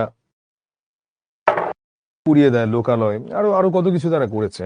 এগুলো এই তো এগুলো নিয়েই হচ্ছে কথা। এবং এই মূলভাবে আমরা দেখতে পাই যে প্রাকৃতিক প্রতিবাদও এখানে আসে পশুর কণ্ঠে। একটা কুকুর একটা আর্তনাদ করতে থাকে। শ্রমিক, জেলে, রিক্সাওয়ালা, নানা শ্রেণী পেশার মানুষ এখানে নিজেদেরকে উৎসর্গ করেছে। সেই সঙ্গে নবীন রক্তে প্রাণ স্পন্দন ও আশা জেগে থাকতে দেখে কবি মুক্তিযুদ্ধ চলাকালে দৃঢ়তার সঙ্গে উচ্চারণ করেন, এত ত্যাগ যার উদ্দেশ্যে সেই স্বাধীনতাকে বাঙালি একদিন ছিনিয়ে আনবেই, তোমাকে আসতেই হবে হে স্বাধীনতা, কোনো অপশন নাই। চলো এবারে কয়েকটা গুরুত্বপূর্ণ এমসিকিউ প্র্যাকটিস করি। তোমাকে পাওয়ার জন্য স্বাধীনতা কবিতায় তগির আলী কে ছিলেন? তগির আলী ছিলেন শাহবাজপুরের জোয়ান কৃষক। এটা গত বছর এসেছে, আগের বছর এসেছে বোর্ডে এই প্রশ্ন। মোরা একটি ফুলকে বাঁচাবো বলে যুদ্ধ করি চরণটি তোমার পাঠ্য বইয়ের কোন কবিতার ভাবের সঙ্গে সাদৃশ্যপূর্ণ? এখন এখানে করে কি, এখানে হচ্ছে অনেকে স্বাধীনতা এই শব্দটি কিভাবে আমাদের, এইটা মনে করো দিয়া বসছে সিলেট বোর্ডে গতবার যদি এটা আসছিল, এটা কিভাবে হয়? এটা কি এটার সাথে যায়? মোরা একটি ফুলকে বাঁচাবো বলে যুদ্ধ করি, এখানে আত্মত্যাগের কথা বোঝাচ্ছে এবং ফুলকে বাঁচাবো বলতে স্বাধীনতাকে বোঝাচ্ছে। এটা শুধুই এটার সঙ্গেই বোঝা যায় যে তোমাকে পাওয়ার জন্য হে স্বাধীনতা। আচ্ছা, এটা আমি একটু কেটে দিলাম। হ্যাঁ, হলোটা হচ্ছে এখানে আমাদের হলো, ওইটা এখানে চলে এসেছে। তোমাকে পাওয়ার জন্য হে স্বাধীনতা কবিতায় শহরের বুকে জলপাই রঙের ট্যাঙ্কের তুলনা করা হয়েছে কিসের সঙ্গে? দানবের সঙ্গে। সাকিনা বিবির কপাল ভাঙলো এই কথাটি দ্বারা কি বোঝানো হয়েছে? বোঝানো হয়েছে সম্ভ্রম হারানো, মানে তিনি তার সকল রকম মান মর্যাদা তিনি হারিয়েছেন। গাজী গাজী বলে উদ্দাম ঝড়ে নৌকা চালায় কে? মতলব মিয়া। এবারে আমরা সরাসরি আমাদের চলে যাচ্ছি সৃজনশীল প্র্যাকটিসে। জমিলা বেগম মুক্তিযুদ্ধে স্বামী সন্তান হারিয়ে দুঃখের সাগরে আজ ভাসছে। তিনি দেখেছেন নদীতে, রাস্তাঘাটে, বন জঙ্গলে অসংখ্য লাশ। মানুষ নিরাপদ আশ্রয়ের খোঁজে পাড়ি দিয়েছে দূর দূরান্তের পথ, অথচ একমাত্র সন্তান জীবন দিয়ে তাকে উপহার দিয়েছেন স্বাধীন মানচিত্র। তাই তো জমিলার চোখে আটকে থাকে লাল সবুজ পতাকা। শামসুর রহমানের কবিতায় কোন বৈশিষ্ট্য সার্থকভাবে প্রকাশ পেয়েছে? জ্ঞানমূলক। দেখো, এখন তোমরাই দেখো যে লেখক পরিচিতি থেকে বা কবি পরিচিতি থেকে কি প্রশ্ন আসে কি আসে না। এটা জ্ঞানমূলকের প্রশ্ন এসেছে গতবার বোর্ডে, ময়মনসিংহ বোর্ডের প্রশ্ন এটা। শামসুর রহমানের কবিতায় অতি আধুনিক কাব্যধারার বৈশিষ্ট্য সার্থকভাবে প্রকাশ পেয়েছে। কবি তাণ্ডব দাহন দিয়ে কি বুঝিয়েছেন? আচ্ছা, এবারে আমরা একটু ভেঙে ভেঙে দেখি। হ্যাঁ, তাণ্ডব দাহন শব্দটি আমরা তো, আচ্ছা বাই দা ওয়ে, এটা কত? এটা তো এক লাইন। ঠিক আছে, আমি এক পেয়ে গেছি। তাণ্ডবদাহন শব্দটির মধ্য দিয়ে পৌরাণিক ঘটনার অবতারণা করে। আচ্ছা, পৌরাণিক ঘটনা কি? এই ঘটনাগুলো হচ্ছে আমরা লোকমুখে শুনতে পাই অনেক পুরনো ঘটনা, যেগুলো নর্মালি ধর্ম সম্পর্কিত থাকে কিংবা ধর্ম সম্পর্কিত ছাড়াও পৌরাণিক ঘটনা হতে পারে। আর পৌরাণিক ঘটনা আমাদের কোনো না কোনো শিক্ষা দেয়, কোনো না কোনো নীতিমূলক কথাবার্তা আমাদেরকে বোঝায়। তো পৌরাণিক ঘটনার অবতারণা করে কবি ভিনদেশী শত্রুদের দ্বারা বাংলাদেশকে জ্বালিয়ে ছারখার করার বিষয়টি উপস্থাপন করেছেন। পুরা তাইলে যেহেতু আমি এক কথায় উত্তর দিলাম, খান্ডব দাহন বলতে কি বুঝিয়েছেন, প্রথমে তো এক কথায় উত্তর দিব এবং তাতে আমি ১ নম্বর পেয়ে যাব, মানে জ্ঞানমূলক অংশ। এরপরে আমি এটাই একটু নিজের মতো করে ব্যাখ্যা করব। পুরাণ অনুসারে দাপর যুগে শ্রীকৃষ্ণের সহযোগিতার অর্জুন খান্ডব বন দহন করেছিল। এটা কিন্তু বইয়ে আছে। এর ফলে সকল প্রাণী সহ নিঃশেষ হয়েছিল সেই বন। মুক্তিযুদ্ধ চলাকালে পাকিস্তানি হানাদার বাহিনীও এদেশে ধ্বংসাত্মক পরিস্থিতি সৃষ্টি করেছিল। এই বিষয়টি বোঝাতে কবি খান্ডব দহন শব্দটি ব্যবহার করেছেন। আরো ১ নম্বর পেয়ে গেলাম। ১+১ = ২। কতটুকু লিখবা? আধা পৃষ্ঠা লিখবা। আর এইখানে তুমি যদি উদ্দীপকের কোনো কিছুই তোমার আনবা না, কোনোভাবেই আনবা না। আনবা কোথায়? প্রথম গতে যে এটার কোন চিত্রটা ফুটে উঠেছে সেটা ব্যাখ্যা করো। প্রথমে আমরা এক কথায় উত্তর দেই। হানাদার পাকিস্তানি বাহিনীর বর্বরতা ও এর বিরুদ্ধে বাঙালির প্রতিরোধের প্রসঙ্গ তুলে ধরার দিক থেকে উদ্দীপকের বিষয়বস্তুর সাথে তোমাকে পাওয়ার জন্য হে স্বাধীনতা কবিতার সাদৃশ্য রয়েছে। ১ নম্বর পাইলা। এবারে আসতেছে আমার অনুধাবনমূলক অংশ। তোমাকে পাওয়ার জন্য হে স্বাধীনতা কবিতায় বাংলাদেশের মুক্তিযুদ্ধের নানা দিক উঠে এসেছে। এ সময় হানাদাররা এদেশের মানুষের উপর অকথ্য নির্যাতন চালায়, জ্বালিয়ে দেয় অসংখ্য শান্তিপূর্ণ জনপদ। এমন পরিস্থিতিতে দেশের মুক্তির লক্ষ্যে সকল শ্রেণী পেশার মানুষ একযোগে ঝাঁপিয়ে পড়ে মুক্তিযুদ্ধে। দীর্ঘ ৯ মাস যুদ্ধ করে ছিনিয়ে আনে কাঙ্ক্ষিত স্বাধীনতা। দেখো উদ্দীপকের সঙ্গে কোনো মিল আছে? কোনো মিল নাই উদ্দীপকের সঙ্গে। ১, ১, ২ হলো। এবারে আমরা আসি কি উদ্দীপকের সঙ্গে আমাদের এখন একটা সম্পর্ক স্থাপন করতে হবে। কারণ আমরা জানি ১ম এ আমার ডিরেক্ট অ্যান্সার এই গ নম্বরে দিলাম। এরপরে আমি কবিতা থেকে কি বুঝেছি এটা নিয়ে কি অনুধাবন করি তা লিখলাম। এবারে আমি উদ্দীপকের সঙ্গে সম্পর্ক স্থাপন করব। যে কোন চিত্রটা ফুটে উঠেছে এটা নিয়ে কথা বলব। ১ম এ আমরা উদ্দীপক নিয়ে কথা বলব, তারপরে আমরা কবিতার সাথে তুলনা করব। উদ্দীপকে আমরা একজন দুঃখিনী নারীর করুণ বাস্তবতার পরিচয় পাই। জমিলা বেগম নামক এই নারী মুক্তিযুদ্ধে তার স্বামী এবং সন্তানকে হারিয়েছে। পাকিস্তানি বাহিনীর অত্যাচারের ভয়াবহতা সচক্ষে দেখে তিনি বিমূঢ় হয়ে গিয়েছেন। তুমি মনে করলে আমি এত কঠিন শব্দ ব্যবহার করলাম না। কইরো না। তুমি বললা তিনি স্তব্ধ হয়ে গিয়েছেন বা তিনি অনেক দুঃখ পেয়েছেন। তার সন্তান মুক্তিযুদ্ধে যোগ দিয়ে শহীদ হয়েছেন। এই দিকগুলো তোমাকে পাওয়ার জন্য হে স্বাধীনতায় কবিতায়ও একইভাবে এসেছে। সেখানে পাকিস্তানি সেনাদের নির্যাতন এখন দেখো এখন কিন্তু আমি কবিতার কথা বলছি এবং সেটিকে রুখে দিতে বীর বাঙালির মুক্তিযুদ্ধে যোগ দেওয়ার চিত্র ফুটিয়ে তুলেছেন কবি। এদিক থেকে উদ্দীপকের সঙ্গে তোমাকে পাওয়ার জন্য হে স্বাধীনতা কবিতার সাদৃশ্য প্রতীয়মান হয় বা আমরা দেখতে পাই। এইবারে আমরা ঘ নম্বরটা লিখব। তো আমরা তো জানি যে এখানে যদি আমরা এইভাবে ৩ টা প্যারা লিখতে পারি আমরা ৩ নম্বর পেয়ে যাব। আর আমরা এটা কতটুকু লিখব? এটা আমরা লিখব ১ পৃষ্ঠা। এবারে আমরা লিখব হচ্ছে আমাদের উচ্চতর দক্ষতা, যেটা আমরা লিখব কত পৃষ্ঠা? এটা আমরা লিখব ১.৫ পৃষ্ঠা। এটা কত প্যারা? এটা হলো গিয়ে ৪ প্যারা। উদ্দীপকে জমিলা বেগমের ছেলের মতো অসংখ্য মানুষের আত্মত্যাগে বাংলাদেশ স্বাধীন হয়েছে। তোমাকে পাওয়ার জন্য হে স্বাধীনতা কবিতার আলোকে বিশ্লেষণ করো। তো উদ্দীপকে জমিলা বেগমের ছেলের মতো অসংখ্য মানুষের আত্মত্যাগের বিনিময়ে বাংলাদেশ স্বাধীন হয়েছে। আচ্ছা, তোমাকে পাওয়ার জন্য স্বাধীনতার কবিতার আলোকে উক্তিটি যথার্থ। আমি ১ম এ এক কথায় উত্তরটা দিয়ে দিলাম। ১ নম্বর পেয়ে গেলাম। জ্ঞানমূলক। এবারে আমি কি করব? কবিতার আলোকে, উদ্দীপকের আলোকে নয়, কি বুঝেছি এই কথাটাকে একটু বিশ্লেষণ করব। তোমাকে পাওয়ার জন্য এই স্বাধীনতা কবিতায় কবি দেশের স্বাধীনতার জন্য বাঙালির আত্মত্যাগের দিকটিকে তুলে ধরেছেন। দেশকে স্বাধীন করার বাঙালির দৃঢ় প্রতিজ্ঞার বিষয়টি তুলে ধরেছেন। দেশকে স্বাধীন করার দৃঢ় প্রতিজ্ঞা নিয়ে মুক্তিযোদ্ধারা যুদ্ধে অংশ নেয়, মৃত্যুর ভয়ে তারা পিছপা হয়নি। শত্রুর বুলেটের সামনে তারা বুক পেতে দিয়েছে, তবুও স্বাধীনতার আদর্শ থেকে সরে দাঁড়ায়নি। এত বড় না লিখলেও চলবে। ওভারঅল কতটুকু লিখবা তুমি? ওভারঅল হচ্ছে এটা, এর চেয়ে ছোট লিখলেও চলবে, সমস্যা নেই। ১.৫ পৃষ্ঠা হলেই হবে ঘ নম্বর পুরোটা। এবারে আমরা কি করছি? এবারে আমরা যেটা করছি, এখানে আমি উদ্দীপক নিয়ে কথা বলছি। উদ্দীপকে জমিলা বেগমের স্বামী সন্তান যুদ্ধে অংশগ্রহণ করেছে দেশকে স্বাধীন করার জন্য। জমিলা বেগমের একমাত্র সন্তান জীবন দিয়ে তাকে উপহার দিয়েছেন স্বাধীন দেশের মানচিত্র। ১ নম্বর। এবারে আমরা কি করব? আমরা হচ্ছে এখন যেই উক্তিটা যথার্থ কি যথার্থ না, সেই ইতি টানবো। সেই ইতি টানতে যেয়ে আমরা এখানে একটু কথাবার্তা বলে নিব। কারণ আলোচ্য কবিতায় কবির মতে দেশের প্রতি ভালোবাসা এবং আত্মত্যাগের কঠিন মনোভাবের ফলেই আমাদের স্বাধীনতার স্বপ্ন পূরণ হয়েছিল। হানাদারের কবল থেকে মুক্তির জন্যে সে সময় সংগ্রামের বিকল্প ছিল না। এ পরিপ্রেক্ষিতেই মুক্তিযুদ্ধে বাঙালির অনন্য সাহসিকতা ও দৃঢ়চিত্তের কথা কবিতায় ব্যক্ত হয়েছে। একইভাবে জমিলা বেগমের ২ ছেলেও দেশকে স্বাধীন মানচিত্র উপহার দিতে জীবন বিসর্জন দিয়েছেন। তাই বলা যায় আলোচ্য উক্তিটা যথার্থ। তাই বলা যায় কি আলোচ্য উক্তিটা যথার্থ। এই হচ্ছে গিয়ে আমাদের আ প্রশ্নোত্তর। তো এই ছিল আমাদের আপাতত ব্রেকের আগে। এখন তাহলে আমরা একটা ছোট্ট একটা ব্রেক নিই। বাট তার আগে আমি জানতে চাই যে কোন প্রশ্ন আছে কিনা কারো আ এই তোমাকে পাওয়ার জন্য হে স্বাধীনতা নিয়ে। সব কবি পরিচিতি কি পড়তে হবে কিনা? 100% অবশ্যই পড়তে হবে। এখানে কোন দ্বিতীয় কথা নাই। অবশ্যই পড়তে হবে। হ্যাঁ। উম দুর্দম যাকে দমন করা যাচ্ছে না। মাভুই মানে আমি একবার বলেছি। আচ্ছা ঠিক আছে। আমি হচ্ছি আ ঠিক আছে, ঠিক আছে। ওকে। আচ্ছা, ঠিক আছে। তাহলে আমরা একটা ছোট্ট ব্রেক দিচ্ছি এখন। ৮:৩৪ বাজে, একদম ছোট ৮:৩৫ বাজে, ঠিক ৮:৪২ এ ফিরছি। একটা ৭ মিনিটের ব্রেক দিই।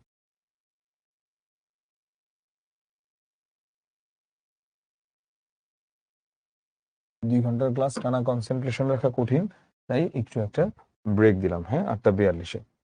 আমার পরিচয়টা পড়বো অল্প একটু।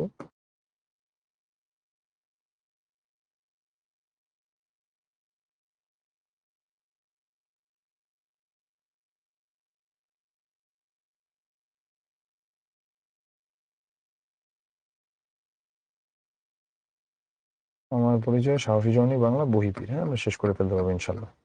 কোন সমস্যা নেই।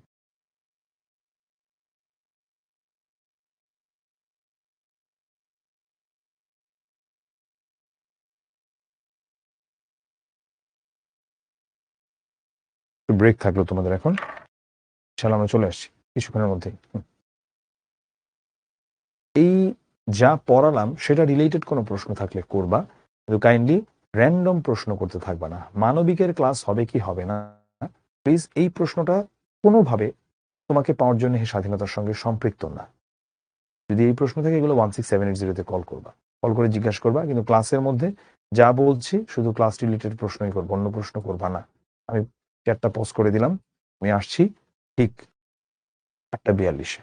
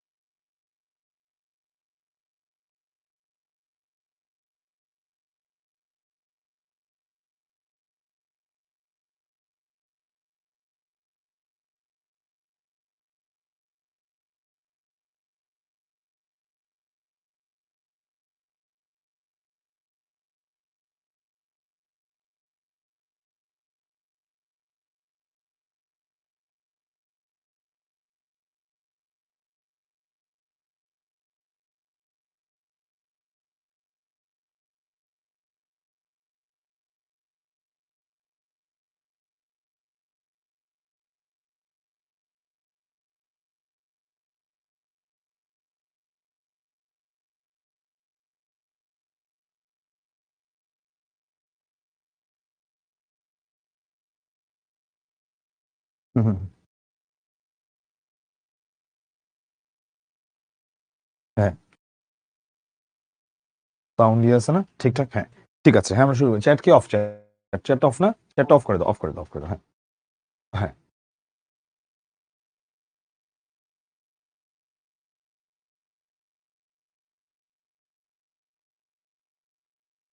আমার পরিচয় না 126 তো? হুম।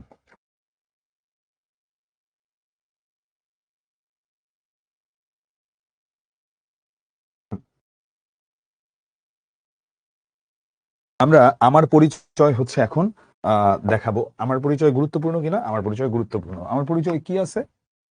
আমরা সরাসরি সৃজনশীলে চলে যাই।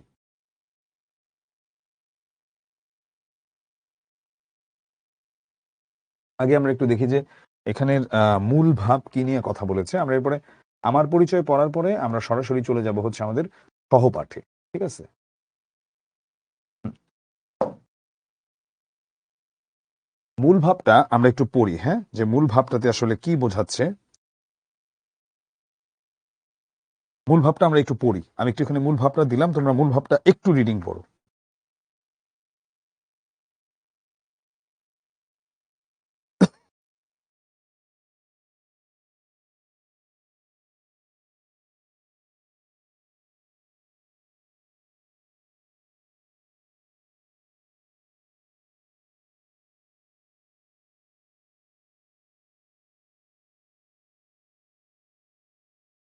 আমরা যেটা দেখি যে আচ্ছা, এখনো কয়েকজন প্রশ্ন করে যাচ্ছে মাভৈ মানে কি? আমি তো বেশ কয়েকবার বললাম রানার পড়ানোর টাইমে। যখন হচ্ছে রানারকে ইন্সপিরেশন দিচ্ছে যে ভয় নাই, যাও, আগাও। এই এক্সপ্রেশনটা মাভৈ। That's it. ঠিক আছে? হ্যাঁ। আ কেউ জিজ্ঞেস করেছে যে ৩৬শে জুলাই থেকে মিল রেখে কোন গদ্য, তাহলে কোন গদ্য পদ্য থেকে আসতে পারে? মুক্তিযুদ্ধ সম্পর্কিত যেকোনোটা থেকে আসতে পারে। যেমন স্বাধীনতা এই শব্দটি কিভাবে, সরি, তোমাকে পাবার জন্য স্বাধীনতা এটা থেকে আসতে পারে। বাংলাদেশের স্বাধীন সার্বভৌম একটি দেশ, বুঝলাম। আত্মমর্যাদা বোধ সম্পন্ন এই স্বাধীন সার্বভৌম রাষ্ট্র ও জাতিসত্তা প্রতিষ্ঠার পেছনে আছে সমৃদ্ধ একটা ইতিহাস। সৈয়দ শামসুল হক গভীর মমত্বের সঙ্গে কবিতার আঙ্গিকে চিত্রিত করেছেন সমৃদ্ধ সেই ইতিহাস, ঐতিহ্য ও সংস্কৃতির পটভূমি। সহজিয়া পন্থী বৌদ্ধ কবিতার, আচ্ছা ঠিক আছে, বক্কর চক্কর। আমরা এখন সরাসরি চলে যাই আমাদের ডিরেক্ট হচ্ছে কিছু অবজেক্টিভ প্র্যাকটিসে। আমি যে এসেছি জয় বাংলার বজ্রকণ্ঠ থেকে। এখানে জয় বাংলার বজ্রকণ্ঠ বলতে বাঙালির কোন বৈশিষ্ট্যকে বোঝানো হয়েছে? ঐক্য ও সংহতির শক্তিকে বোঝানো হয়েছে। আমার পরিচয় কবিতায় সওদাগরের ডিঙার বহর কোন পরিচয় বহন করে? বাণিজ্যিক ঐতিহ্য। সৈয়দ শামসুল হকের পায়ের আওয়াজ পাওয়া যায়, এটা কোন ধরনের রচনা? এটা হলো গিয়ে একটা নাটক। আর আমার পরিচয় কবিতায় উল্লিখিত বাঙালি বরেন্দ্র ভূমের কোথা থেকে এসেছেন? বাঙালি বরেন্দ্র ভূমের সোনা মসজিদ থেকে এসেছেন। আমার পরিচয় কবিতায় কবি কিসের ছবি আঁকার কথা উল্লেখ করেছেন? সাম্যের ছবি আঁকার কথা উল্লেখ করেছেন। আচ্ছা, এবারে আমরা চলে যাচ্ছি দিনাজপুর বোর্ডের গত বছর আসা একটা প্রশ্নে। একবার বিদায় দেমা ঘুরে আসি, হাসি হাসি পড়ব ফাঁসি, দেখবে ভারতবাসী। এটা ফার্স্ট স্তবক। স্তবক দুয়ে, হিন্দু মুসলিম দুটি ভাই, ভারতের দুই আঁখি তারা, এক বাগানের দুটি তরু যেন, দেবদারু আর কদমচারী। আচ্ছা, এবারে আমরা প্রথম যে প্রশ্নে যাচ্ছি সেটা হলো গিয়ে যে আলপথ শব্দটি আমার পরিচয় কবিতায় কি অর্থে ব্যবহৃত হয়েছে? এটা হলো আলপথ শব্দটি হাজার বছর ধরে বাঙালি জাতির পথ চলা অর্থে ব্যবহৃত হয়েছে। হাজার বছর ধরে বাঙালি জাতির পথ চলা অর্থে ব্যবহৃত হয়েছে। একসাথে আছি একসাথে বাঁচি বলতে কি বোঝানো হয়েছে? প্রথমে আমি এক কথায় উত্তর দিয়ে দিলাম। এটা দ্বারা বোঝানো হয়েছে বাঙালি জাতির ঐক্যের বিষয়। এরপর এটাকে আমি এক্সপ্লেইন করলাম যে বহুকাল ধরে বিভিন্ন অপশক্তি এদেশের উপর আগ্রাসন চালিয়েছে, কিন্তু কেউ বাঙালির একতাকে বিনষ্ট করতে পারেনি। এই একতার কারণে আন্দোলন সংগ্রামের নানা পর্যায় পেরিয়ে অবশেষে ১৯৭১ সালে এ জাতি স্বাধীনতা যুদ্ধে চূড়ান্ত বিজয় অর্জন করতে পেরেছিল। তাই আলোচ্য লাইনটি বাঙালির সেই একতার দিকটাকেই তুলে ধরে। এক নম্বর। আমার পরিচয় কবিতায় যে বিষয়টি নির্দেশ করে স্তবক একের, এটা আমরা দেখতে পারি। সেটা হলো বাঙালি জাতির সুদীর্ঘকালের সংগ্রামী ও বিপ্লবী চেতনার চিত্র এখানে অঙ্কিত হয়েছে। আচ্ছা, এখানে চর্যাপদের কাল থেকে ঐক্যবদ্ধ চেতনা নিয়ে জাতি ধর্ম বর্ণ নির্বিশেষে বসবাস করে আসছে বাঙালি। শিল্প সংস্কৃতি ও ঐতিহ্যে সমৃদ্ধ বাঙালির রয়েছে সুদীর্ঘ সংগ্রামের ইতিহাস। ভাষা আন্দোলন, মুক্তিযুদ্ধ এই জাতিকে এনে দিয়েছে ভিন্ন একটা মর্যাদা। গেল। এবারে আসি, উদ্দীপকের যে গানটা দেয়া আছে এটা মূলত ব্রিটিশ বিরোধী আন্দোলনের নেতৃস্থানীয় ব্যক্তি ক্ষুদিরাম বসুকে উদ্দেশ্য করে রচিত। ক্ষুদিরাম বসু ব্রিটিশ বিরোধী আন্দোলনে অংশ নিয়েছিলেন এবং ব্রিটিশ সরকার তার ফাঁসির রায় দিয়েছিল। তার সম্মানে এই গানটি রচনা করা হয়।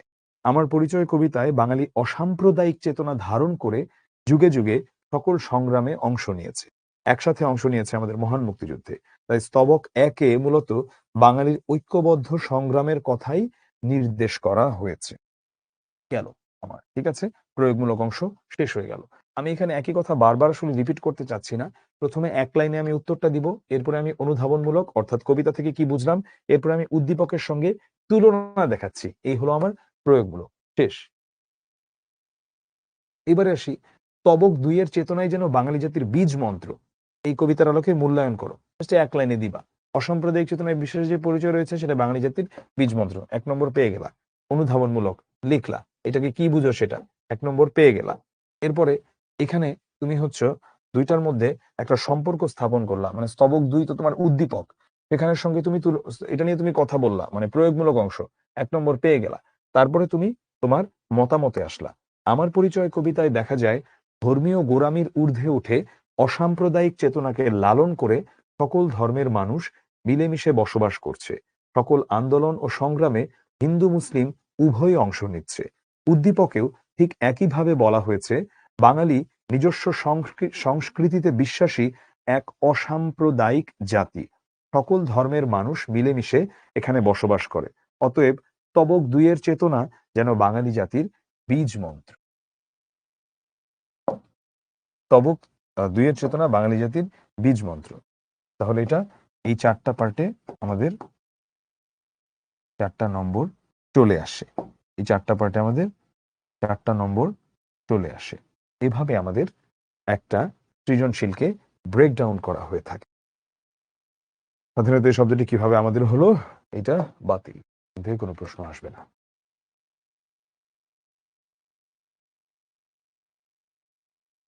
সাহসী জননী বাংলা একটা ফালতু কবিতা, এটা থেকেও কোনো প্রশ্ন আসলে আসতে পারে, যদিও আসলে একটা সৃজনশীল দেখি প্র্যাকটিস করালে করানো যায়, পরে করাবো। এটা খুবই একটা অগুরুত্বপূর্ণ একটা ফালতু টাইপের কবিতা, একটা সাহসী জননী বাংলা। ঠিক আছে, এবার আমরা একটু বহিপীরে যাব। হ্যাঁ, বহিপীরে যাওয়ার আগে আমাদের একটু ছোট করে সৈয়দ ওয়ালিউল্লাহর জীবন নিয়ে ওটা নিজে নিজে পড়ে নিবা, বোঝানোর কিছু নাই। তো নাটকের ধারণা ও সংজ্ঞা এগুলো নিয়ে আমি কিছু পড়াবো না তোমাদেরকে। এখানে অনেক কিছু আমি লিখেছি, যদি কারো পড়ার ইচ্ছা থাকে, যেহেতু বেশিরভাগই বইটা পড়োই নাই, পড়েই দেখো নাই, তাই এটা একটু পড়ে নিবা। এবারে আমি একটু বহিপীর নাটকের কাহিনী সংক্ষেপে যাই।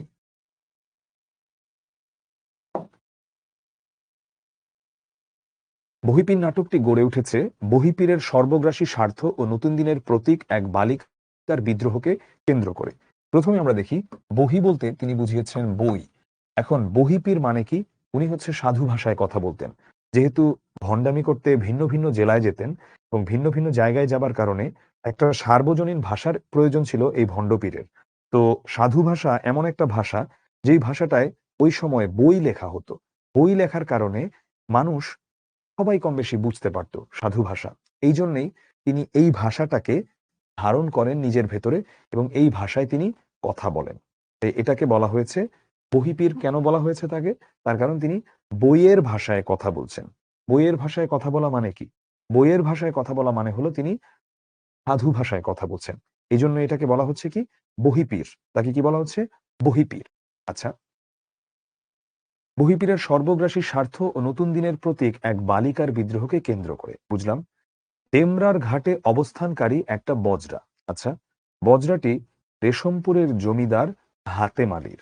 এটার দুটো কামরা, একটা সদর কামরা, অন্যটা নারীদের জন্য সংরক্ষিত। সদর কামরার সামনে পাটাতনে বেশ খানিকটা ফাঁকা জায়গা। আচ্ছা, গতরাতের ঝড়ে একটি আধাডোবা নৌকা থেকে বহিপীর ও তার খাদেম হকিকুল্লাহ জমিদারের শহরগামী বজরায় আশ্রয় নিয়ে প্রাণ বাঁচিয়েছেন। এখানে আমরা দেখতে পাই যে যখন এই হকিকুল্লাহ এবং হচ্ছে বহিপীর তারা আলটিমেটলি ডুবে যেতে নেয়, পরে প্রাণ বাঁচাতে বলা যায় যে তারা হচ্ছে এই জমিদারের বজরায় আশ্রয় নেয়। এবং এখানে নাটকটার প্লটটা যখন একটু একটু একটু একটু করে আগায় তখন আমরা দেখতে পাই এই জমিদার যে হচ্ছে তার এক বন্ধুর কাছে অর্থ সাহায্যের জন্য যাচ্ছে, কারণ অর্থের অভাবে তার জমিদারি আজ হারাচ্ছে বলে চলে।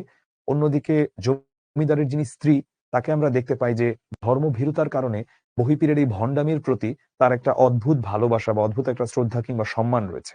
অন্যদিকে বহিপীরের যেই ওয়াইফ, যে হচ্ছে অনেকটা বিদ্রোহ করেই পালিয়ে যায়, তো সেই বহিপীরের ওয়াইফও ঘটনাচক্রে সেই নৌকাতে এসেই প্রাণ নেয়।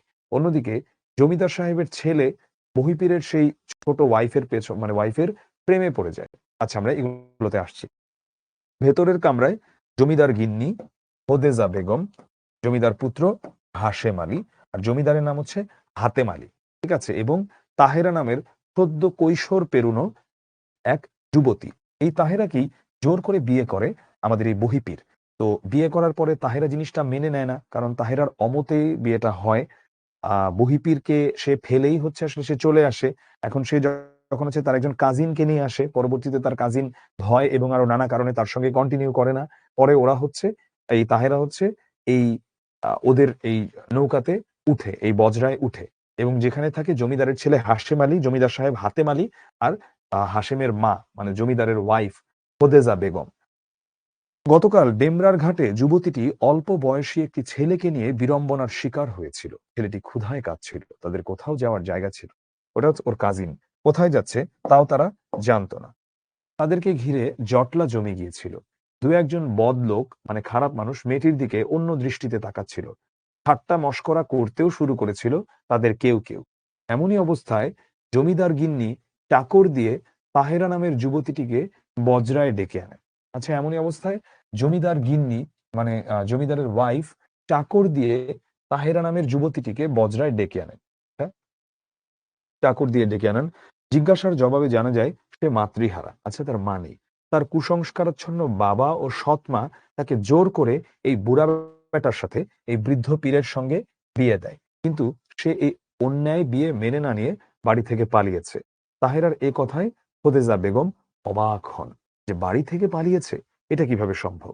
এদিকে ঘটনাচক্রে জমিদার হাতেম আলীর জিজ্ঞাসার জবাবে বহিপীর বলেন দেশের নানা স্থানে তার মুড়িদান, এক এক স্থানে এক এক ঢঙের জবান চালু, মানে কথাবার্তা চালু। কারণ ধরো সিলেটে গেলে এক ধরনের কথা, বরিশালে গেলে এক ধরনের কথা, এরকম এক স্থানের জবান অন্য স্থানে বোধগম্য হয় না, হলেও হাস্যকর ঠেকে।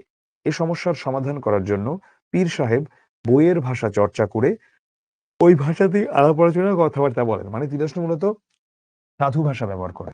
যদি ওই ছাগল জানে না যে সাধু ভাষা হচ্ছে কথ্য না, এটা শুধু লেখ্য। সাধু ভাষায় কথা বলে না, সাধু ভাষায় শুধু লেখা হয়। বহিপীরের জিজ্ঞাসার জবাবে জমিদার হাতেম আলী বলেন শরীরটা তার ভালো যাচ্ছিল না। আসলে জমিদার হাতেম আলী বহিপীরের কাছে তার শহরে আসার উদ্দেশ্যটা যেমন গোপন করেন, বহিপীরও জমিদার সাহেবের কাছে তার আসার উদ্দেশ্যটা এড়িয়ে যান। জমিদার হাতেম আলী ও বহিপীরের কথোপকথনে তাহেরার একটা সন্দেহ জাগে।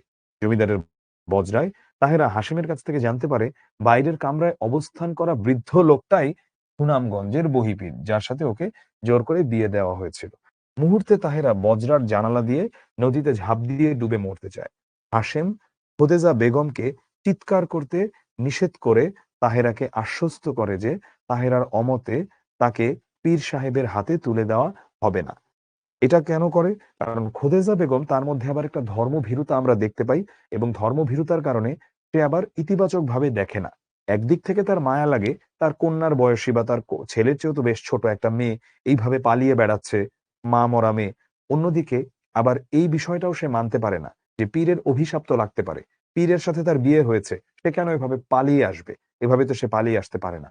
কিন্তু আমরা দেখতে পাই নাটকের পটভূমিতে একটা বেশ সফট কর্নার কাজ করতে থাকে তাহেরার প্রতি হাশেম আলীর, অর্থাৎ হাতেম আলীর ছেলের, মানে খোদেজা বেগমের ছেলের। যেহেতু এই সফট কর্নারটা কাজ করতে থাকে, প্রথমে মা বুঝতে পারে না যে তার ছেলে কেন ওই মেয়েটার প্রতি এরকম আচরণ করছে। ইতোমধ্যে জমিদার হাতেম আলী শহর থেকে ঘুরে আসেন। তিনি দুশ্চিন্তাগ্রস্ত, পরাজিত, বিধ্বস্ত। বহিপীরের কাছে তিনি স্বীকার করেন একটা সময় যে আর্থিক সংকটে পড়ার কারণে তার জমিদারি সূর্যাস্ত আইনে নিলামে উঠতে যাচ্ছে। সূর্যাস্ত আইন নিয়ে আমি এখন কোনো কিছু এক্সপ্লেইন করব না। জমিদারি রক্ষার জন্য, কারণ এখান থেকে আমাদের কোনো প্রশ্ন আসবে না, আমাদের এখন কাজ প্রশ্নের অ্যান্সার করা। জমিদারি রক্ষার জন্য তিনি শহরের বন্ধুদের কাছ থেকে অর্থ সংগ্রহের উদ্দেশ্যে এসেছেন। আর এই সংবাদটি তিনি পরিবারের সবার কাছে গোপন রেখেছেন। চিকিৎসার অজুহাতে তিনি শহরে গিয়েছিলেন। সেখানে তিনি অর্থ সংগ্রহে ব্যর্থ হয়েছেন। জমিদারকে নানা সান্ত্বনা দিয়ে বহিপীর তার সফরের আসল কারণ খুলে বলেন এবং তার বিয়ে করা বিবি যে জমিদার সাহেবের বজরাতেই আশ্রয় নিয়েছে তাও তিনি জানান। তাহেরা জমিদার পত্নীর নানা কথায় এবং ভয়ের মুখেও বহিপীরের সঙ্গে তার বিয়েকে স্বীকৃতি দেয় না। আচ্ছা, তাহেরা কি করে? জমিদার পত্নীর অনেক কথায় এবং ভয়ের মুখেও বহিপীরের সঙ্গে ওর যে বিয়ে এটাকে স্বীকৃতি দেয় না। তার কারণ কি? তার কারণ এই বিয়েটা তো সে নিজের মতে করে নাই, জোর করে তার সৎমা আর তার বাবা করিয়েছে।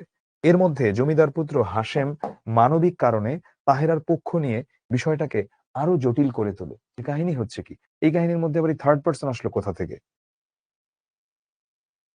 এক্ষেত্রে মায়ের সাবধান বাণী, বহিপীরের ভীতি প্রদর্শন। সাবধান বাণী কেন? তার কারণ এই কাজটা ঠিক হচ্ছে না। বহিপীরের ভীতি প্রদর্শন, কারণ তিনি পীর মানুষ, যদি অভিশাপ দেয়, পিতার করুণ মুখ কিছুই তাকে পিছু টানাতে পারে না। সে তাহেরাকে বাঁচাতে চায়, এমনকি বিয়ে করে হলেও। নাটকের এ পর্যায়ে বহিপীর অত্যন্ত চালাকি করে বুদ্ধিমত্তার পরিচয় দেন তার বেয়াড়া বিবিকে। বেয়াড়া বিবি মানে যে হচ্ছে তার ঘাউড়া, যে হচ্ছে কোনো কিছু মানছে না। উদ্ধারে তিনি পুলিশের আশ্রয় গ্রহণ করার অভিনয় করেন, কিন্তু জানেন এতে অনেক ঝামেলা, তাই ওই পথে আর এগোন না। তিনি প্রথমে ধর্মীয় বিয়ের দোহাই দেন। তিনি প্রথমে কি করেন? ধর্মীয় বিয়ের দোহাই দেন। কিন্তু তাহেরা তার পাল্টা যুক্তি দিলে তা থেকে তিনি সরে এসে মানবিকতার বাহানা করেন। বলেন এ মেয়ে কখনো স্নেহ মমতা পায়নি, তার কাছ থেকে স্নেহ মমতা পেলে বুঝতে পারবে। এতেও কাজ না হয় তিনি জমিদারের অসম্মানে ও নানা রকম ভণ্ডামি করে ওর দিকে মেয়েটাকে বাগানোর চেষ্টা করে। যখন কিছুই কাজ হচ্ছে না, তখন তিনি জমিদারের অসহায়ত্বের সুযোগ গ্রহণ করেন। তিনি অর্থ সাহায্য করে জমিদার হাতেম আলীর জমিদারি রক্ষা করার প্রস্তাব করেন। শর্ত হিসেবে তাহেরাকে ফেরত পেতে চান। এ পর্যায়ে জমিদার পত্নী খোদেজা বহিপীরের এ প্রস্তাবকে আল্লাহর বিশেষ রহমত হিসেবে গণ্য করে গ্রহণ করতে রাজি হন। তিনি তাহেরাকে বহিপীরের কাছে ফিরে যেতে বলেন। তখন পিতার অসহায় মুখ ও কষ্টদীর্ণ হৃদয়ের কথা ভেবে হাশেম আলীর হাহাকারে পরিবেশকে বেদনা বিধুর করে তোলে মাত্র। আচ্ছা, তার বিনিময়ে একটি জমিদারি, জমিদার পরিবার রক্ষা পাচ্ছে, এই বোধ তাহেরাকে বহিপীরের কাছে আত্মসমর্পণে উৎসাহিত করে। আচ্ছা, এরকম মানে নানা রকম প্লট সাজায়। তো আমরা দেখতে পাচ্ছি এভাবেও হচ্ছে তাহেরাকে বহিপীরের কাছে আত্মসমর্পণ করতে একটা উৎসাহ দেয়া হয়। তো শেষ পর্যায়ে অবিশ্বাস্যভাবে বেঁকে বসে জমিদার হাতেম আলী। তার নিজের কাছে নিজেকে আসলে খুব ছোট লোক মনে হয়, নীচ মনে হয়, হীন মনে হয়, স্বার্থপর মনে হয় এবং ছোট মনে হয়। তার মানবিক মূল্যবোধ জাগ্রত হয়। তিনি পীরের প্রস্তাব প্রত্যাখ্যান করেন। এক পর্যায়ে তাহেরা ও হাশেম আলী কি করে? পালিয়ে যায়। তাহেরা পালিয়ে যায় কার সঙ্গে? হাতেম আলীর ছেলে হাশেম আলীর সঙ্গে। তো জমিদার হাতেম আলী তাদের রুখতে গেলে বহিপীর তার হাত চেপে ধরেন। খোদেজা বেগমের আর্তচিৎকারে বহিপীর তাকে ধৈর্য ধরতে বলেন। তখন এক নতুন মানুষ বহিপীর, এই ভণ্ড তখন ভালো হয়ে গেছে, বাস্তবতাকে মেনে নিয়ে তিনি দীর্ঘ নিঃশ্বাস ছেড়ে বলেন, এতক্ষণে ঝড় থামিল, তাহারা গিয়াছে, যাক। তাছাড়া তো আগুনে ঝাঁপাইয়া পড়িতে যাইতেছে না, তাহারা তাহাদের নতুন জীবনের পথে যাইতেছে। আমরা কি করিয়া তাহাদের ঠেকাই? আজ না হয় কাল যাইবেই। ভবিষ্যৎ ভেবে উদ্বিগ্ন খোদেজা বেগমের জিজ্ঞাসার জবাবে বহিপীর বলেন, এত বিচলিত হইবার কি আছে? আমরা সকলে তো রহিলাম, আমরা থাকিব, আপনার জমিদারিও থাকিবে। আমরা আমাদের পুরাতন দুনিয়ার মধ্যে সুখে স্বচ্ছন্দে বাকি দিন কাটাইয়া দিব, চিন্তার কি কারণ? বহিপীর নাটকটি বাঙালি মুসলমান সমাজে প্রচলিত পীর প্রথার একটি বিশ্বস্ত দলিল। কিন্তু নাটকটি শেষ পর্যন্ত আমাদের আলোর পথ দেখায়। চলমান ক্ষয়িষ্ণু সমাজ ব্যবস্থা, মানে যে এই সমাজটা চলছে এটা ক্ষয়ে যাচ্ছে, এটা বদলানোর বাস্তব শিক্ষা দেয়। শেষ পর্যন্ত বহিপীর মানবিক জাগরণের পরিপূর্ণ দৃশ্যকাব্য হয়ে ওঠে। শেষ পর্যন্ত বহিপীর কি হয়? মানবিক জাগরণের একটা পরিপূর্ণ দৃশ্যকাব্য হয়ে ওঠে। এই হলো গিয়ে আমাদের বহিপীরের সারমর্ম। চলো এখন আমরা নাটকের কিছু চৌম্বক তথ্য আছে, তাইলে এগুলা পড়ে নিও তোমরা। আর আসলে এখানে তেমন ইম্পর্টেন্ট কোনো কিছু এখানে নাই। নাটক বিশ্লেষণ, কিছু গুরুত্বপূর্ণ চরিত্র নিয়ে কিছু কথা আছে, তাইলে তোমরা এগুলো পড়ে দেখতে পারো। এবারে চলো আমরা বহিপীর নিয়ে কিছু কোয়েশ্চেন প্র্যাকটিস করি, তারপরে তোমাদের ছুটি। আর আসলে ওই কোনো কামাল হোসেনের ওটা পড়ানোর কোনো প্রয়োজন নেই, নিজেরা চাইলে একবার দেখে নিও। সাবাস মেয়ে তুমি।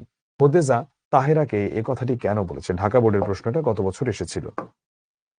বিপদে পড়েও ভেঙে পড়েনি, এজন্য খোদেজা তাহেরাকে এই কথাটা বলেছে। জমিদারি থাক বা না থাক আমার তাতে কিছু যায় আসে না। বহিপীর নাটকের সংলাপটা কার? সংলাপটা হাশেম আলীর।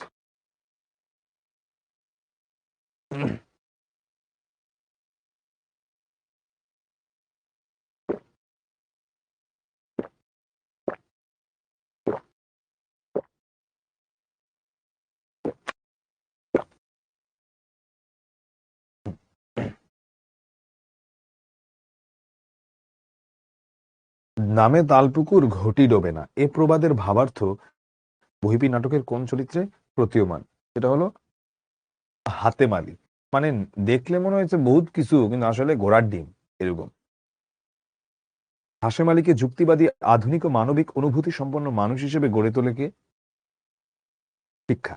যশোর বোর্ডের প্রশ্ন। বহিপীরের প্রথম স্ত্রীর ইন্তেকাল হয় কত বছর বয়সে? কত বছর আগে? বরিশাল বোর্ডের প্রশ্ন। 14 বছর আগে। এবারে আমরা চট্টগ্রাম বোর্ডের একটা গত বছরের প্রশ্ন সলভ করি। কলির মায়ের মৃত্যুর পর তার বাবা দ্বিতীয় বিয়ে করে। কলি পড়াশোনা করে নিজের পায়ে দাঁড়াতে চায়, কিন্তু কলির সৎ মা ও তার বাবা জোর করে এক বৃদ্ধের সাথে তার বিয়ে ঠিক করে। কিশোরী কলি বাধ্য হয়ে বিদ্যালয়ের শিক্ষককে জানায়। শিক্ষক আইনের আশ্রয় নিয়ে কলির বিয়ে বন্ধ করেন, তাকে নতুন জীবনের সন্ধান দেন। কলির বাবাও তার ভুল বুঝতে পারে। বহিপীরের প্রথম স্ত্রী কত বছর আগে মারা যান? তিনি 14 বছর আগে মারা যান। এক লাইনে লিখবো, তাই তো? জ্ঞানমূলক। আমি যেন বার্তাবাহক, বুঝিয়ে লেখো। ফার্স্ট এটা এক কথায় লিখো, এটা দিয়ে কি বুঝাইতেছে? বজ্রের উপস্থিত সবার উপর বিরক্ত হয়ে হাসিম আলী নিজের সম্পর্কে আলোচ্য কথাটি বলেন। এরপরে কি বুঝলাম আমরা এই বহিপীর নাটক থেকে, সেটাই আমরা এখানে বলবো। হাসিম আলীদের বজরায় তাহেরা ও বহিপীর আশ্রয় গ্রহণ করে। বজরার দুটি কামরায় তারা দুজন অবস্থান নেয়। ফলে দেখা যায় সারাদিন ধরে হাসেম আলীকেই এক কামরা থেকে, কামরা বানানটা এখানে ভুল আসছে, কামরা হচ্ছে যেটা বয়বিন্দু হ্রদে, অন্য কামরায় খবর নিয়ে যেতে হয়। তাকেই বহিপীর ও তাহেরার পারস্পরিক মতামত এবং বজরার সার্বিক খবরাখবর সবাইকে জানাতে হয়। এতে হাসেম বিরক্ত হয়ে নিজেকে বার্তাবাহক ভেবে আলোচ্য উক্তিটি পড়ে। উদ্দীপকের পাকিস্তানি হানাদার বাহিনীর কর্মকাণ্ডে কাকতারুয়া উপন্যাসের যে চিত্র ফুটে উঠেছে তা বর্ণনা করো। আচ্ছা, উদ্দীপকের কলি বহিপীর নাটকের তাহেরার চরিত্রের প্রতিনিধিত্ব করে। আচ্ছা, কলি তাহেরার চরিত্রের প্রতিনিধিত্ব করে, ঠিক আছে। আমরা উদ্দীপকের কলিকে দেখলাম কি হচ্ছে এটা করে। এটা আমি যখন লিখলাম আমি 1 নম্বর পেয়ে গেলাম। এরপরে আমি কি করব? অনুধাবনমূলক এইটা কি, এটাকে নিয়ে একটু বড় করে বলবো, ঠিক আছে। আচ্ছা, এখানে তো আসলে একটা ভুল এসেছে। ভুল যেটা এসেছে সেটা হলো এখানে ভুলে কাকতারুয়ার প্রশ্ন চলে আসছে। ঠিক আছে? আমি যেমন বার্তাবাহক আছে, উদ্দীপকের ওয়েট, সরি।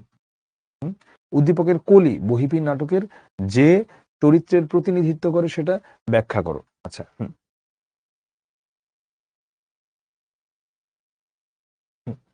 এখানে হচ্ছে আমরা প্রশ্নটা বাদ দিই, হ্যাঁ? প্রশ্নটাতে আমরা প্রশ্নের দিকে চোখ না দিয়ে, প্রশ্ন একটু ভুল চলে এসেছে।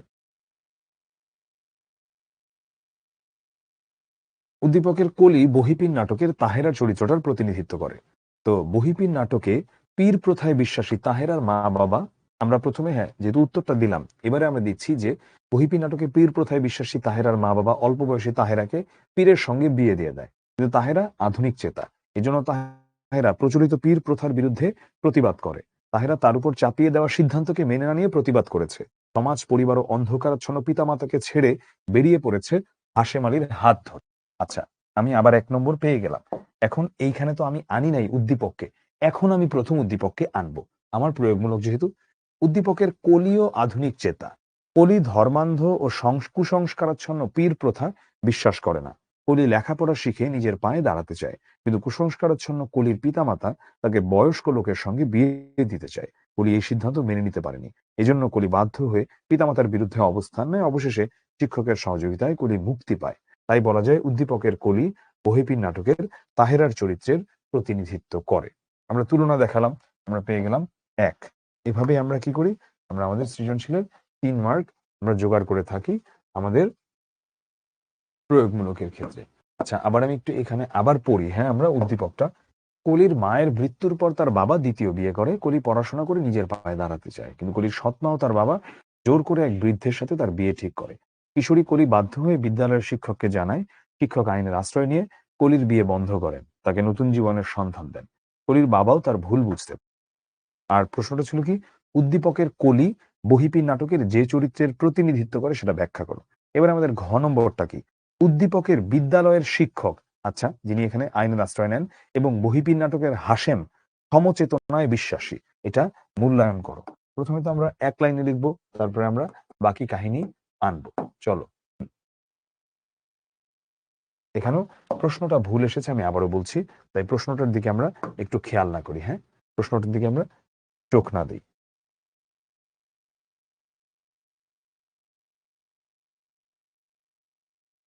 আমাদের এখানে কথাটা কি, আমাদের মূল জিনিসটা হচ্ছে যে উদ্দীপকের যে আমাদের হাশেম আলী এবং উদ্দীপকের যে শিক্ষক আর আমাদের নাটকের যে হাশেম আলী, দুইজন হচ্ছে একই আদর্শ ধারণ করে। উদ্দীপকের বিদ্যালয়ের শিক্ষক এবং বহিপীর নাটকের হাশেম সমচেতনায় বিশ্বাসী, এই উক্তিটা যথার্থ। এক পেয়ে গেলাম। বহিপীর নাটকে তৎকালীন সমাজে বিদ্যমান পীর প্রথার ভয়াবহ চিত্র তুলে ধরেছেন। পীর প্রথা তখনকার সমাজে আগাছার মতো বিস্তার লাভ করেছিল। ধনী গরিব সকলেই পীর প্রথার কবলে আচ্ছন্ন ছিল। নাটকের জমিদার হাতেম আলী তার একমাত্র সন্তান হাশেম আধুনিক শিক্ষায় শিক্ষিত। এজন্য হাশেম আলী পীর প্রথায় বিশ্বাসী না। হাশেমদের বজরায় আশ্রয় নেওয়া তাহেরা পীর প্রথার শিকার। হাশেম তাই বাবা মার আজন্ম লব্ধ বিশ্বাসের বাইরে গিয়ে পীর প্রথার বিরুদ্ধে দাঁড়িয়েছেন। তাহেরার অসহায় পরিস্থিতি সম্পর্কে অবগত হয়ে সে পীর প্রথার বিরুদ্ধে এবং তাহেরার পক্ষে অবস্থান গ্রহণ করে। গেল এক এক, 2 নাম্বার পেয়ে গেলা। এবং এখানে উদ্দীপক নিয়ে কোনো আলাপ তুমি পারো নাই, তুমি হচ্ছে ডিরেক্ট উত্তর দিয়েছো, সেটাকে একটু ব্যাখ্যা করেছো। এত বড় ব্যাখ্যার কোনো প্রয়োজন নাই, তুমি এর অর্ধেক করো তাইলেই চলবে। তুমি টোটালটা 1.5 পৃষ্ঠা লিখো, ঘ নম্বরটা, তাহলেই হবে। এবারে তুমি উদ্দীপক নিয়ে কথা বলতে আসলা, আরো 1 নম্বর পাইলা। এখানে তুমি তোমার প্রয়োগমূলক কথাটা আনলা যে উদ্দীপকের বিদ্যালয়ের শিক্ষক আধুনিক চেতনায় বিশ্বাসী, এজন্য তিনি পীর প্রথায় বিশ্বাস করেন না। বিদ্যালয়ের শিক্ষক আধুনিক চেতনার ধারক ও বাহক, এই জন্য তিনি কলির বাবা মায়ের সিদ্ধান্তকে সমর্থন করেন না। তিনি কলির পাশে দাঁড়িয়ে কলিকে সহযোগিতা করেন। কলির পিতামাতাকে বোঝাতে সক্ষম হন যে তাদের সিদ্ধান্তের কারণে কলির জীবনটা ধ্বংস হয়ে যাবে। তাকে সুযোগ দিলে নিজের পায়ে দাঁড়াতে পারবে, জীবনে প্রতিষ্ঠিত হতে পারবে। উদ্দীপক নিয়ে তুমি কথা বললা, ঘতে এসে আরো 1 নম্বর পেয়ে গেলা। এইবারে কি, তুমি এই ফাইনাল ডিসিশনটা যে দিবা এটা বলবা, তুমি আরো 1 নম্বর পাবা। এবং এখন তুমি করবা কি, উদ্দীপক নিয়ে তো কথা বলা শেষ, এখন তুমি তোমার মূল নাটকের সাপেক্ষে একটু এদিক ওদিক দিয়ে বলবা যে এই উক্তিটা কেন যথার্থ। উদ্দীপক ও বহিপীর নাটকের শিক্ষক ও হাশেম আলী দুজনই আধুনিক শিক্ষায় শিক্ষিত। তারা সমাজে জেকে বসা পীর প্রথায় বিশ্বাস করেন না। উভয় চান সমাজ থেকে এই ধরনের কুসংস্কার ও কুপ্রথা বিলুপ্ত হোক। তারা নতুন এক জীবনধারায় বিশ্বাসী, যেখানে ধর্ম ব্যবসায়ী, কুসংস্কার ও পীর প্রথা থাকবে না।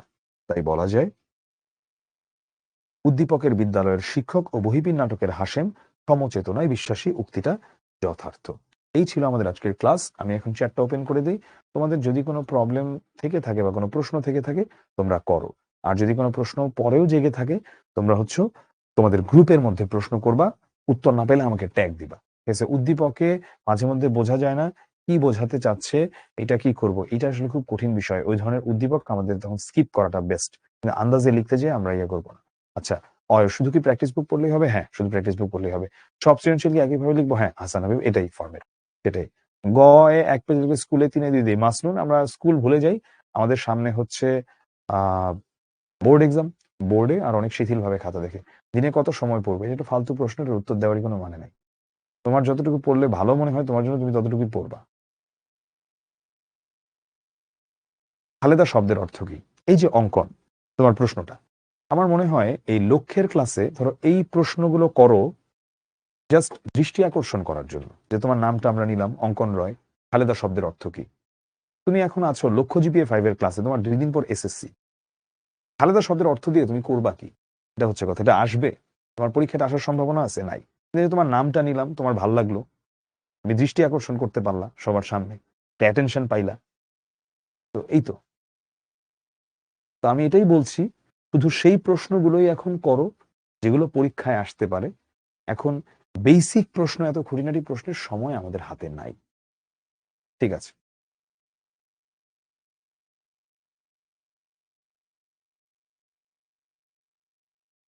আচ্ছা, সিয়াম যে কথাটা বলেছে যে গ এর উত্তর আমি বলছি ১ পৃষ্ঠা লিখতে আর ঘ বলেছি ১.৫ পৃষ্ঠা লিখতে। স্কুলের টিচার বলেন যে একটা ৩ বা ৪ মার্কের প্রশ্নের উত্তর ১ বা ১.৫ পৃষ্ঠা লিখলে নাকি সে প্রশ্নের আর ৩ বা ৪ মার্ক পাওয়ার যোগ্যতা থাকে না। এখানে কোনটা অনুসরণ করা উচিত? তুমি যদি ফরমেট মেইনটেইন করে ভেতরে লেখা ঠিক রেখে ১.৫ পৃষ্ঠাতে লেখো তুমি ফুল মার্কস পাবা। টিচার হয়তোবা বলতে পারেন উনার কথা, কিন্তু উনার কথাটা একটা অযৌক্তিক কথা, অমূলক কথা উনি যেটা বলেছেন এবং তুমি বড়, বড় করে লিখতে চাও তুমি শেষ করতে পারবে না। সচ্চা সৃজনশীল।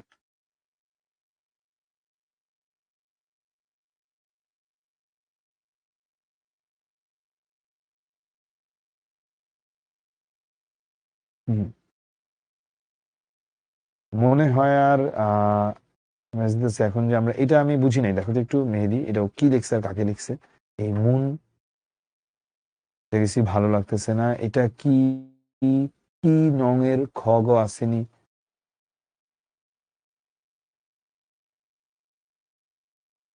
মুন তোমার এই মেসেজটা আমি কিছুই বুঝতে পারি নাই। এটা আসলে কাকে লিখছে, কি লিখছে এটা আমি বুঝতে পারি নাই। তো এটা তুমি গ্রুপে লিখো। একজন আমার ব্যাচ নিয়ে জিজ্ঞেস করেছে আচ্ছা, কপোতাক্ষ নদের পদের মিল বিন্যাসটা কিভাবে নির্ধারণ করা হয়েছে? অর্পা তুমি এটা নিয়ে কাইন্ডলি একটু গ্রুপে প্রশ্ন দিও। আমি হচ্ছে এটার উত্তর বুঝিয়ে দিব তোমাকে ইনশাআল্লাহ। বজ্রা হচ্ছে এক ধরনের নৌকা। দিনে কত সময় পড়বো? যতটুকু সময় পড়লে তোমার জন্য কাজে দেয় ততটুকু সময় পড়িও।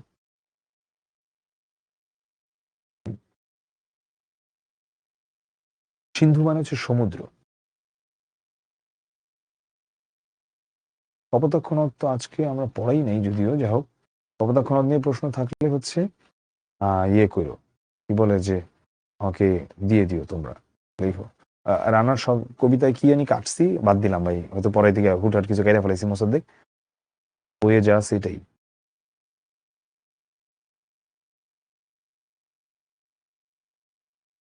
আত্মকেন্দ্রিক মানে যে নিজেকে নিয়ে ভাবে, আর বিধ্বস্ত মানে বিধ্বস্তের অনেক কিছু হতে পারে। ধরো এই বাড়িটা, ধরো ধানমন্ডি ৩২ বিধ্বস্ত হয়ে গেছে, এরকম বলতে পারো। কমার্সের প্রাইভেট গ্রুপে অ্যাড নাই। কমার্সের প্রাইভেট গ্রুপ বলতে শিখর কোনো গ্রুপ নাই। শিখর কমন গ্রুপ আছে একটা, যেখানে আর্টস এবং কমার্সের মানুষজন আছে, কিন্তু কমার্সের আলাদা কোনো প্রাইভেট কোনো গ্রুপ আমার জানা মতে নাই।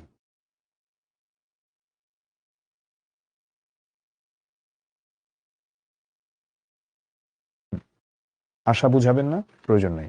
নিজে এটা আশা থেকে যতটুকু বলেছি অতটুকু ইনাফ। ঠিক আছে। যদি তোমাদের মনে কোনো প্রশ্ন থেকে থাকে তোমরা হচ্ছে গ্রুপে করো, আমি সেগুলোর অ্যান্সার দিব। অ্যান্সার না পেলে আমাকে ট্যাগ দিবা। ইনশাল্লাহ সেটা তোমাদের সব প্রশ্নের অ্যান্সার দেওয়া হবে। আচ্ছা, ঠিক আছে। তো আমি মনে হয় যে আর আসলে একই জিনিসেরই রিপিটেশন আসছে। যদি কোনো প্রশ্ন থেকে থাকে তোমরা গ্রুপে করবে, ইনশাল্লাহ উত্তর পাবা। ঠিক 9:30 থেকে আমি অন্য একটা ক্লাসে জয়েন করে ফেলবো। সবাই ভালো থাকো, সুস্থ থাকো। আল্লাহ হাফেজ। আসসালামু আলাইকুম।